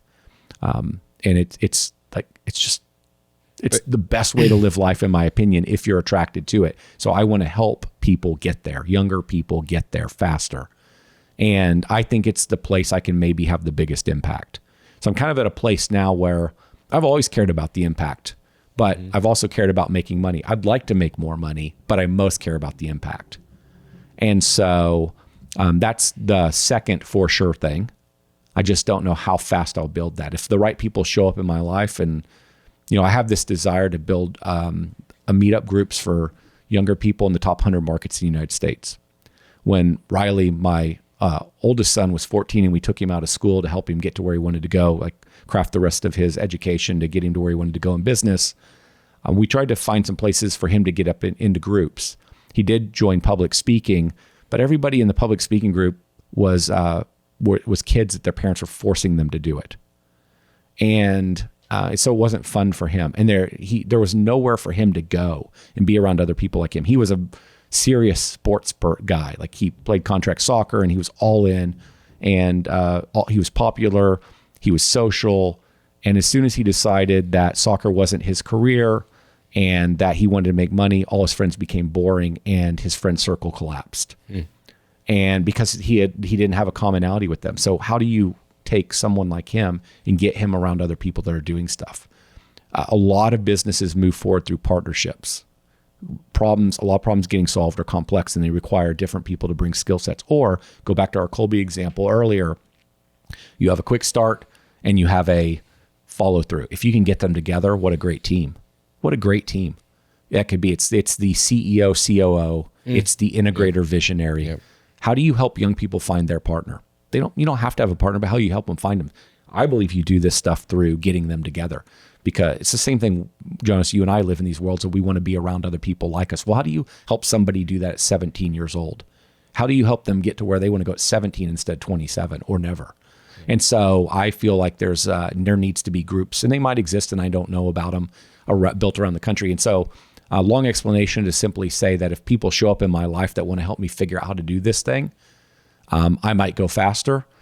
And if I don't get distracted with some other business that happens to pop up that I'm not planning for right now, it might go slower, or it would go faster. So I just don't know how fast that'll go, but I know for sure I'm doing that. And then the final thing I would say, and I have clarity on those two things. I don't have clarity on this one. And that one is challenging as this is for me to say, I think I've decided I am not going to be CEO again. And I want to just work through a few people and people that are going to build something big. I'm not, I've got the luxury now of money and time, and it just doesn't make sense for me to work on a small project. I want to work on something that somebody's building, something that's going to do tens of millions of dollars a year in revenue potentially, or be worth tens and tens and tens or hundreds of millions of dollars. You never know which bets those are and for who that's going to happen. But could I work with 3 or 4 individuals where I help them financially, and maybe even more than financially, I help them sort of from a coaching, a resources standpoint, help them get there. And so I've pretty much decided that I'm not into angel investing. I'm not into venture investing. I do place money, like and invest money, but not in small businesses. That's not for me. I will only invest in businesses that I take an active role. And I count City Turf as one of them, and I'd like to maybe have 3 more, maybe 4. I'd originally thought 5 total eventually, but maybe over time it would be 5, but not 5 all at once. And so another long answer for you today, but that's where I think I go next. And so when I talk about those businesses, I don't have an exact vision for that yet. Mm-hmm. It could be technology again, which I'm very attracted to, but I don't have the technology business in mind. I've got a couple people I'm talking with that I believe could be the CEOs of those businesses, but I don't have the business in mind. and it could be a services business, which it will definitely be continuation with City Turf. It could be another services business in a different market with a leader that wants to build something that'll do tens of millions of dollars and the market can support it. I'd be pretty interested in that. So I'm guessing it'll probably be services and technology. And then I think there's after spending time with you guys, with several of you last week at the lake, and then after going to this event I went to yesterday, I'm warming back up to the idea of doing a coaching something again. And if I do the coaching thing, I want to do it totally different than I did it before. And it makes a ton of sense. And I had thought about maybe I would do it again because I'm so passionate about the high school, college kid. And that's coaching. It's coaching with more than just, showing up and listening to a webinar.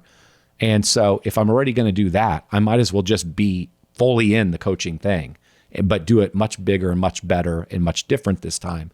And anything that I learn in the coaching world will translate to teaching younger individuals. So where I was going with that is like you always said like 3 years ago maybe 2 years ago, that you were always going to come back and do something nonprofit.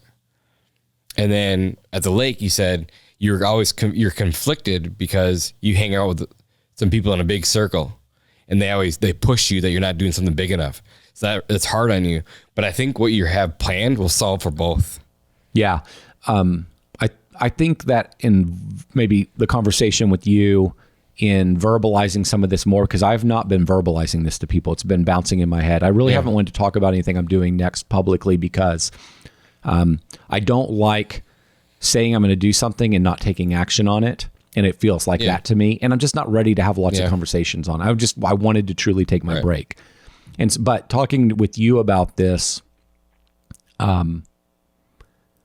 I think that my final objection is I think this could be the most important thing I've ever done. It will be the most important thing I've ever done if I do it. And I think I will do it. But, and now that I'm starting to say this thing publicly, I can't, I'm going to get I've thought about this. I am going to make myself have to do this sooner than later because I'm starting to talk about it publicly.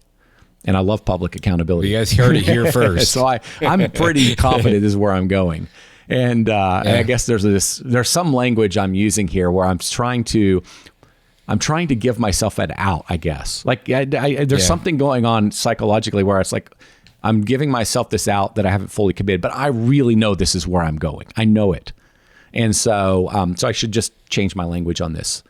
But after talking with you and just starting to put this out there a little bit from a public standpoint, I am realizing my final objection is it's not about doing something big, because this could be big. Maybe it's not like, it could be really big. If it's not just massive big, it could be big in certain people's lives. That's important to me. Yeah. What I think my final objection is, it's not a massive money maker. And there's this, like, I feel like I have a skill set to go do something much bigger than I just did. And I do think there's an argument that can be made that, hey, most people don't have many wins, but I've done a number of things now. I just at my core believe I can do it again. I think I can keep winning. I think I will screw up, and I think I could have some failures if I swing too big, but I know that on the whole, my things will work out. I just feel like I could do something much bigger financially. And so I think that's my hang up, is like, because there's this element of where you're with other people who have made a lot of money or had bigger exits than you or whatever. It's like, and there's this, it's a competitive thing, and there's this bragging rights thing. Not that I'm a bragger. I don't even talk about this stuff, but it's just, it's in my head. I'm very competitive, and it's in my head that like, oh, that dude did X. Well, I could do that. I think that all the time. It's like, I could do that. I should have stayed in the game. I could have done that too. I just need a couple more years. Like, and that's not actually, it's competitive is valuable, but it's not always valuable.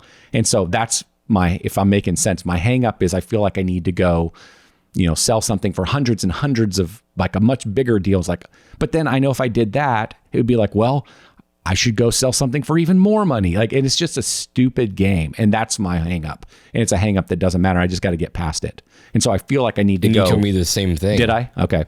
You said, because I was like, like they have all these people have all this stuff. Yeah. And you're like, okay, but does it really mean anything? Like, do you need this And stuff? I can buy most of the stuff and I still haven't bought it. I Right. just don't, I don't care. So it put it in perspective. You're like, it's just stuff. Like, who cares? Go buy it if you want it. But stop comparing yourself to people who have stuff. Just and I know it, and I can give all this advice, but I can't, it still bounces around my head. It's like going back to the early service autopilot days with Academy, like, well, door hangers and all this. You're like, yeah, I need to do it too. I'm not telling you guys something that I do regularly. It's the same thing. 100%. That's pretty wild. Like, so I just think of like last 6 years, like how fast it's gone and the big things you've done and what you're going to do next is, it's going to be impressive, whatever you do. And I think what you just said there about, what's been done in 6 years, man, I wish I could clearly articulate the words to somebody where they would have the emotional feeling of what just 6 years could mean to your life, or what just 10 years. I like 5. 5's the number I like to like. What can happen in just 5 years, and how different everything could be in 5 years. And you just got to stay in the game and keep your head down and do the right things and do the work, because it all could be so different. But in the moment, it's all so challenging and tiring and exhausting and frustrating. Your spouse is exhausted and frustrated and wishes there was more money. It's just the employees are there's so many problems. But boy, the game, everything could change in only 5 years. Yeah, I agree. Because you brought that up over the last 6 years and a lot of change. What made you? I know you weren't interested in selling. Right. And we're going back to the service autopilot thing. You weren't interested at all. No, we weren't even thinking about it. No interest at all. But then I remember reading an article a while back that said something like you wanted to protect service autopilot. So you thought bringing in a PE company or a bank or something, I can't remember exactly what it was, to protect. It didn't have to. Yeah, it was a financial buyer. Yeah. That. So can you walk us through that? Like, and then going down that path of things, what took you down the path of selling, right? If I remember correctly. That was one of there was a number of motivations. One, I felt I've said this, if you, on that podcast with Paul and Patrick, I definitely did the deal way too early. And we knew there was a risk of that, but it was really too early, because when the government brought down interest rates, the valuations went way up. So sometimes when you hear some of these just insane valuations that some people got, there was a period of time for about a year and a half where you could get those. And we had missed that. We were too early. And it was all because of interest rates. And then apps, just complete craziness in the marketplace. And so even if we hadn't grown the business anymore, we would have made so much more money by waiting. But we also were growing the business quite a bit. And so it would have been much, much better for us to wait. So we got that wrong. And I've now talked about this a couple of times. It's not like something I'm obsessed with, but as we just talk about, I think it's valuable for people to hear this stuff, because this wasn't what happened with me, but I do want to go off on a little side tangent here. One of the things I learned with doing the deal is generally, so if you look at private equity, they tend to acquire companies that are about $10 million and greater. And that tends to be the point at which your valuations can start coming up and you become more interesting to private equity. And the reason the valuation comes up is there's more companies competing to buy you that have the actual money to buy you. This is true across industries. And what generally happens at about 10 million or greater in a business, 10, 20, 30, whatever your revenue is, but there's something about that $10 million number where that business has momentum, it has people, it has a team. You've had to be different than the majority to get there. And it just sort of keeps growing and compounding generally, as long as you don't screw it up. It's not always the case, but generally. Private equity knows that. It tends to be a safer place to invest and get return. And so there's this temptation to take the money off the table way too early. And the way to make crazy amounts of money is generally actually to just stay in the game. So I generally knew that. I knew that our thing was going to keep growing. And I thought it would be much bigger. And John and I had debated, do we just stay in the game for another 5 to 10 years and this thing will be 5x what it is? And we both at some point just decided, you know what? We would be really happy if we got a certain number. We'd love to have more, but we'd be really happy with that number, and we could both be excited about something else.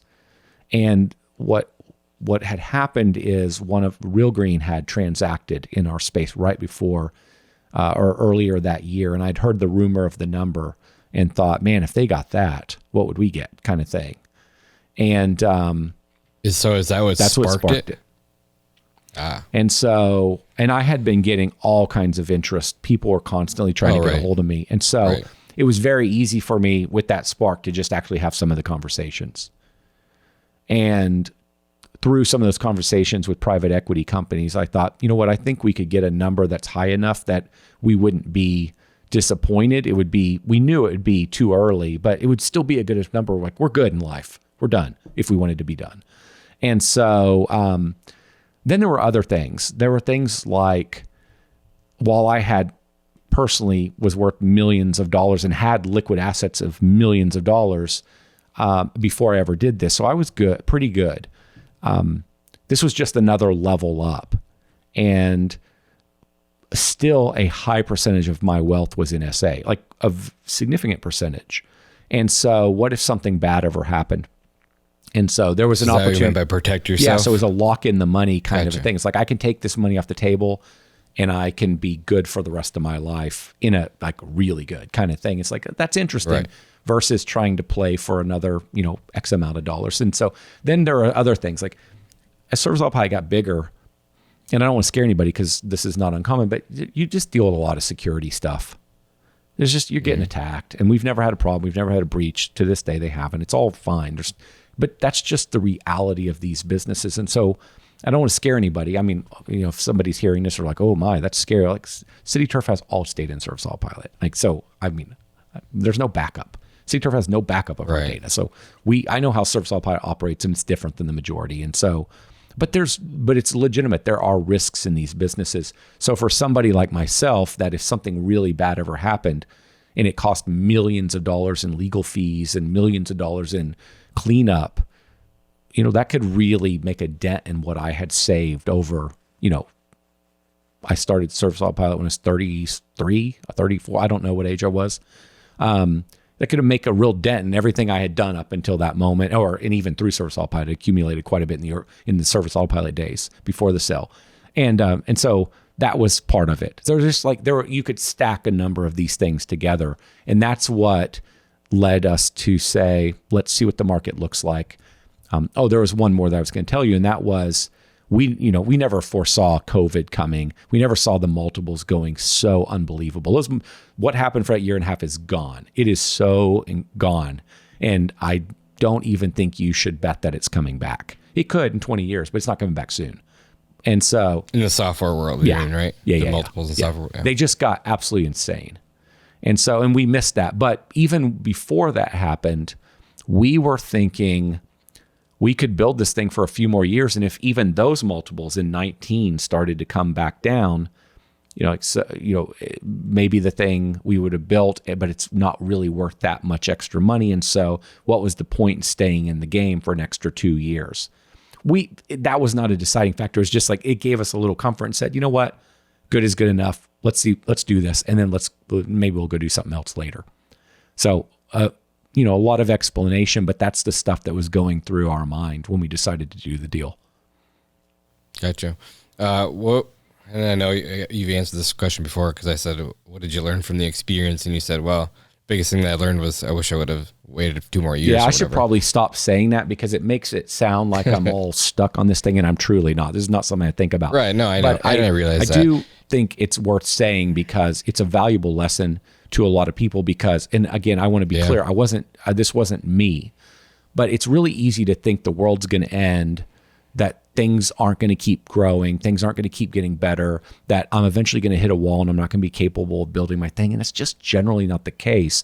If you're willing to show up and keep learning and doing the work and hiring the team, your thing's probably going to keep growing and compounding, and it's going to keep becoming more valuable. And so this is a nuanced, this conversation is nuanced, and it requires a one-on-one conversation with an individual to decide, is it the right time to sell or not? But in many cases, if you're a really good entrepreneur, you should probably keep building. But it really depends on many factors. And Jeff Goss, Yeah. you know Jeff really well. Yeah. He said the same exact thing. Oh, did he? Exact same thing. Yeah. Oh, Jeff. I mean, Jeff shouldn't have sold, but Jeff should have sold because I talked to him when he was thinking about this. Yeah. He shouldn't have sold that business. But as I told him, you should sell the business because of what you're going to do. This is the thing you're supposed to be doing in life. And you're making I don't know if I said it to him like this. He would have been making a financial decision and not the decision that was the best thing for his life and other people's lives. You don't make your decisions purely on finance. So from a financial standpoint, he shouldn't have sold the business, but that wasn't a good enough reason in his case. So he did the right thing. He also over the years developed a set of skills. Like Jeff will endure pain. He will save. He will delay gratification. He's a learner. He built a ton of skills doing the businesses he previously did. One day when he comes back, he'll do it again. And I'd bet on him. Absolutely. And so he did the right thing. Hands down. Yeah. Yeah. What is another big takeaway for us that going through the acquisition process that we could learn from? Well, there's one that I've said, I guess I have just started doing some podcasts again, knowing that I'm going to be coming back to all this. I guess all of a sudden I've decided, sure, I got the time. I'm being a little less uptight about not letting myself do anything. So I feel like I'm being a broken record here in what I'm about to say, but maybe most haven't even heard this. One of the things that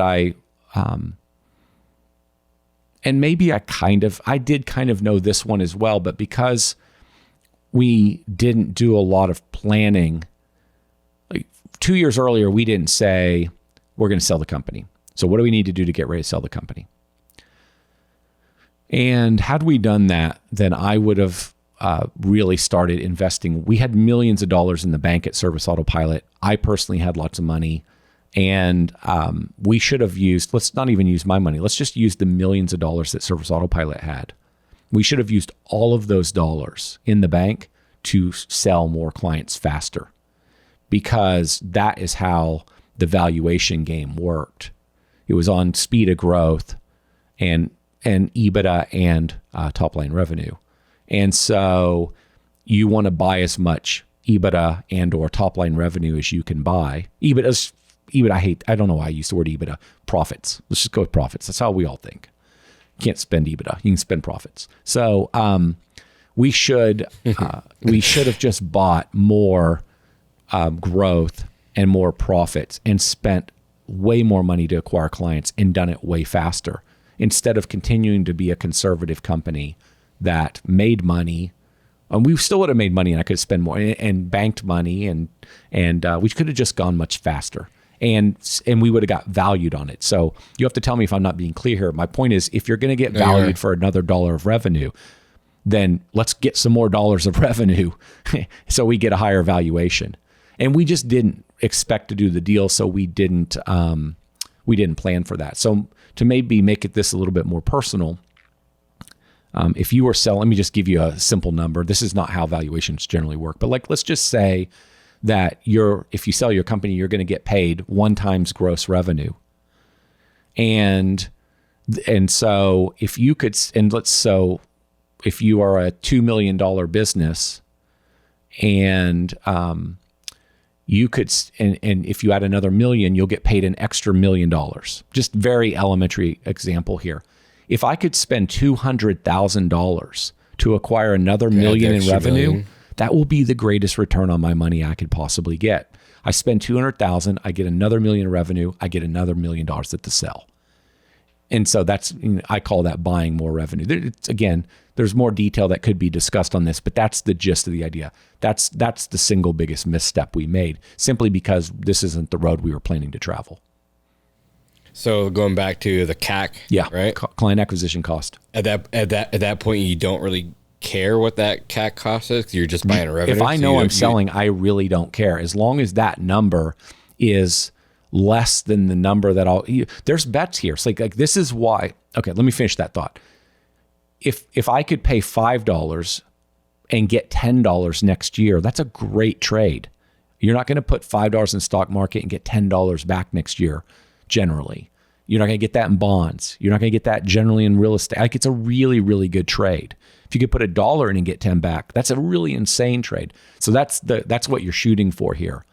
The challenge is, and so, if you think about this, when I say that, it just sounds so easy. But the reality is, what if you say, hey, I'm going to sell in 2 years. We're going to burn down our cash and we're going to spend all of our money to buy more growth. And then the market isn't there in 2 years to sell your business. And now you've put yourself in a bad situation. John and I had not intended, we intended to be a durable, long-term business. So we were playing we don't want to have investors. We want to do things the way we want to do things. And we want a very, very safe business for our team and for our members that it really has no risk of going away.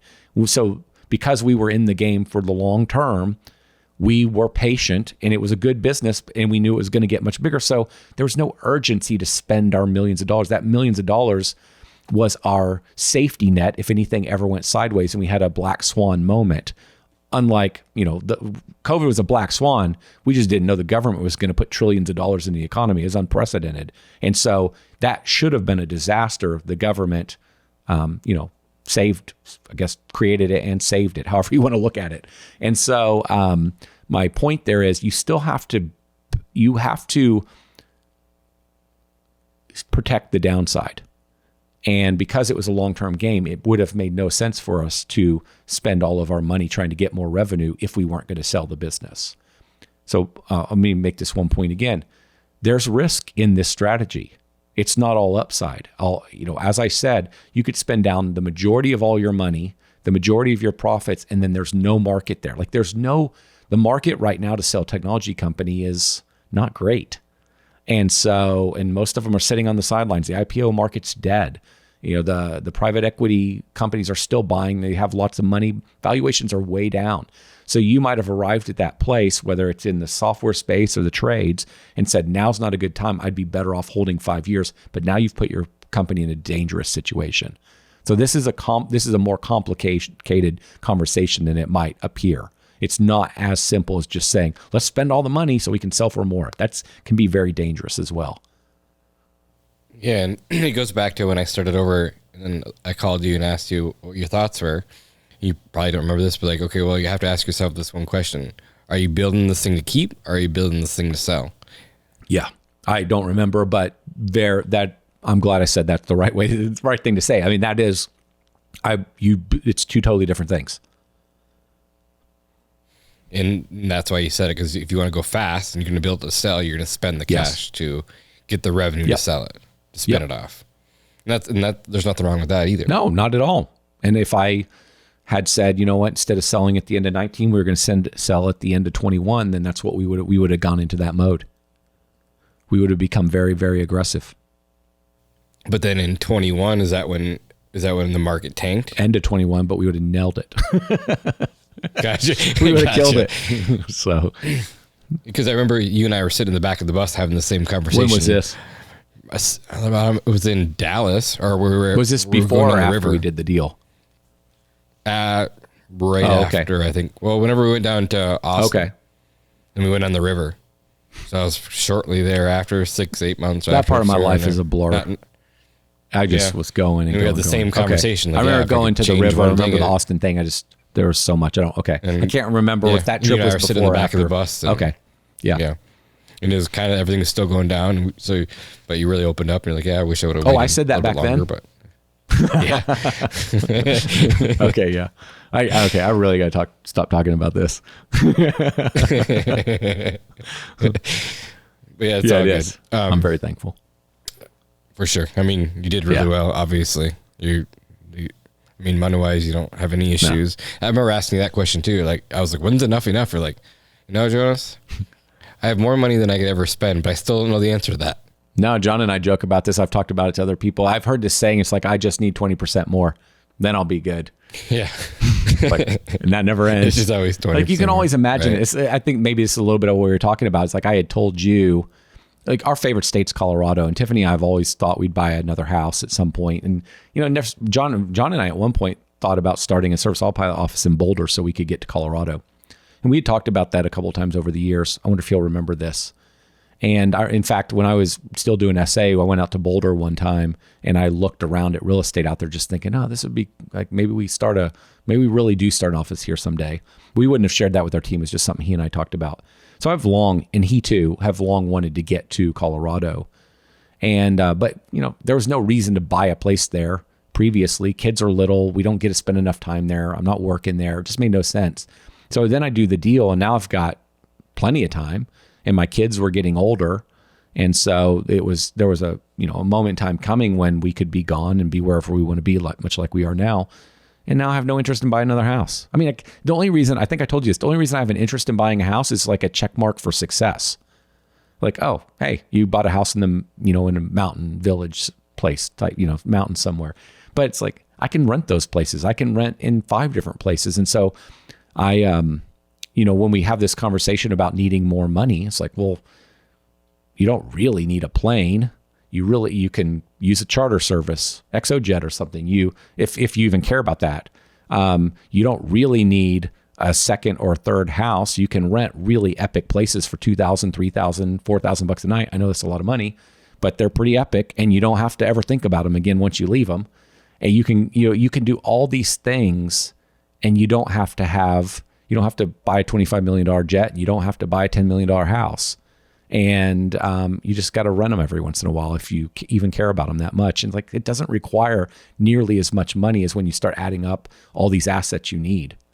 And so I've kind of lost interest in most of this. It just doesn't make sense. It feels like a complication of life, or it feels like a competition.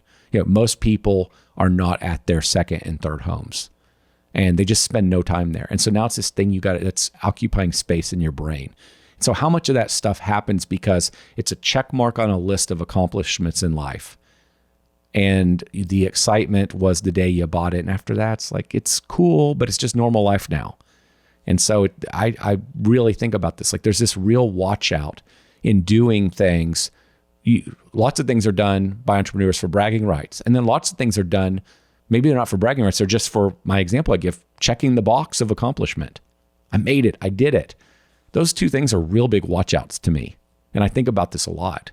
Doesn't mean I'm not negative on buying another house in this example. There's John, bought another house, and and it's awesome. I'm so happy he did it.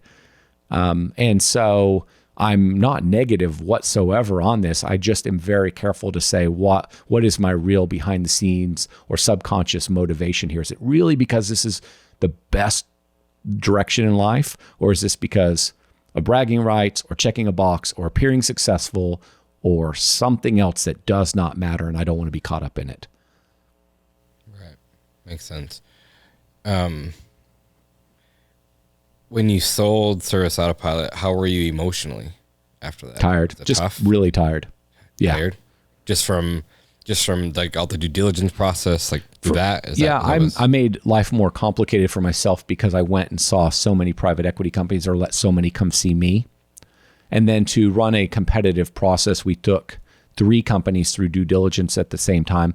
It was only for around 3 weeks, but it was a short due diligence, but what it did is it created an environment of non-exclusivity, meaning that we hadn't promised to sell to anyone. And what you're trying to avoid there, you're trying to get max price, and it helps accomplish that. But it also helps prevent against what's called retrading, where you do the deal, you have an agreement, they're the only buyer left. Everybody sort of thinks the company's essentially sold and out of the process. And then they say, oh, we just found this stuff in the data room that we hadn't. Data room is based, I'll come back to that if you care about it. We just found this stuff in the data room that we missed or we didn't see it. We're going to have to bring the valuation down $10 million. Now you have no other buyers at the table, and you're so exhausted. You've just had the most miserable time of your life going through due diligence. You're like, screw it. We'll just do the deal. And so it helps prevent retrading, because if somebody does that to you, it's like, dude, you're out. I'll go to the next guy. How much sleep was there in those I don't know. weeks? It was a lot. But Service Autopilot was really well put together. Our financials were just as clean as things could be. We were very organized. So it was more about, there was no problem getting any of the information. It was that there were 150 different things you had to provide to this company and 120 to that company. There was a lot of overlap, but just tons and tons of data that had to be provided, be it financial or data inside the system, not about clients' information, but like in terms of how fast we're growing or churn by industry, like just so many things they're looking at. Records back 7 and 8 years, trademarks, like just so many. They're just covering themselves in every single area and making sure that they're not going to get burned when they spend this amount of money. Something bad's going to happen and they're going to have to write a $10 million check for lawsuits they didn't know about. Like lots of really trying to make sure there aren't hidden lawsuits or big risks or things that we're covering up, or the revenue's not what we claim it to be. I actually found, when you think of due diligence, you think about validating the revenue. And I didn't really find that to be stressful whatsoever because our business was so clean. That was just about producing lots of documents. It was just some of the other stuff I've described. It just took lots of hours, and you're still trying to run the business. A lot of businesses, and you're trying not to do a poor job running the business and let balls fall and things fall apart, all while you're going through all of this, and you're keeping it all a secret from everybody. It's just hard. And that was my next question. It's like, were all these people coming in and out, or could have done remotely, or how? Yes, we did almost everything remote till the very end, with some of the very I want to say 5 most likely buyers probably came to see us. And I'm very honest. Like if I'm deceptive, I would have an emotional reaction. It's like, I just really have, if you ask me a question, I will have a very hard time not giving you a real answer. So it just bothers me to not be honest with the team or something like that. So generally I just didn't want them to even be there because I didn't want to tell my team a lie. Gotcha. And then 2 months from now, they find out I was lying to them. I might have made an excuse a few times where there was some truth in it. For example, I remember one of the potential acquirers, he owned a major GPS-based system. And so there was conversations around how would the two products integrate. But they were also the real conversation was they wanted to buy us. And so I framed maybe explaining to the team or bringing a couple team members into the room to talk about how the two products might fit together. It would have been explained to the team as we're thinking about partnering with this group, integrate. And that was true, kind of. I mean, because we would have, but I just didn't tell them the other part that we might do the deal. But you can't tell them. It would create fear, anxiety. Yeah. We just need to keep doing the business and take care of our clients, our members. I think some things would have gone really different, and maybe there would have been more of that. But when COVID happened, which was not too terribly long after we did our deal, things just didn't go quite as I had originally visioned that they would go. COVID really changed the things. Like we ultimately ended up closing our office down, and then ultimately Service Autopilot got rid of the office. I don't believe any of that stuff would have happened. Like closing down the office and not having a Service Autopilot office and everybody being remote, that stuff would have never happened. We'd have a Service Autopilot office today, I believe. I think a lot of things would be very different. I actually think COVID really screwed up what was possible. It's one of my biggest disappointments. I wish it's another reason why I wish that we would have done the deal after COVID. Or during or something. I think we could have protected the business. Some things would have been different. So COVID, but they still don't have an office? No, we got rid of it. They don't have it at all. Everybody works remote. Some people work in Atlanta, but most everybody just works remote. Yeah, crazy. That's wild. I did not know that. I thought they were remote, but I thought they came back. It was decided just to go ahead and let the office go. Our lease was coming up. I had been working on a new office. I'd spent quite a bit of time working on a new office for Service Autopilot. I think that was a little bit of a disappointment. We were working on a much bigger and nicer office, and it was an exciting thing for the team. And we probably started talking about it before the deal. But definitely right after the deal, we had to get pretty serious on it because our lease was coming up and we didn't want to stay in the place we were at. We didn't want to sign another long-term lease. So I spent a lot of time. And then ultimately, once the acquirers were involved, they brought in some people to assist us with this new office and the build out. And it was an exciting thing for the team to be building this much nicer, newer place. And, it's just one example. It's kind of a hit, when some of that stuff went away to the team. And so I could name 20 things, but COVID was tough on the business, in my opinion, and tough on the deal. For sure. Yeah, I agree. I'm going to finish with 2 final questions. Okay. One will be easy. Okay. That means one's going to be hard. No, I don't think so. Give me 2 of your favorite books everyone should listen to. I'm bringing up my Audible here real quick. Oh, the name that always comes to mind is a book called Influence by Cialdini. I've got 530 books in my Audible account here. I'm going to give you a name of a book that you wouldn't, a non-business book, because I haven't been letting myself read business books for several years. And I read this book back when we had the Service Autopilot business. He's got 2 books. He still hasn't released the third one. The book is The Name of the Wind. I am not into fantasy or any of that kind of stuff. I do like sci-fi, but I've historically predominantly read business and personal health book or personal development books. But it's a book called The Name of the Wind. I'm going to go with that one because it's different than anybody would ever imagine I read. And there's a couple of them, and I just really like it. And I don't know why. Is that why your office always had stars in the ceiling? No, that's Riley's Riley's office, and that's because that room is painted in a Star Wars theme. If you could see it, it's a big Star Wars thing. Yeah. No, I really. So there was a point where, for the longest time in my life, I only read business books, personal development books, and then sometime in Service Autopilot, I'd have to go back and look at my Audible account. I started listening to nonfiction, and I really kind of found that it was a good break from all the business stuff. And then we had a bunch of people in the Service Autopilot business that read a lot of sci-fi and fantasy kind of books, and I'd ask for a couple of recommendations. I bet I've got in my Audible account 70 to 80 books that have nothing to do with business. And so I actually have concluded that there's some value in listening to other stuff and fully decompressing. And I wasn't wired that way before. I always believed, just listen, learn. And I think, and I found some other books to be valuable to just stop thinking about work. So I don't think that book's going to help a single person out there, but it's not an answer anybody would ever expect I'd give.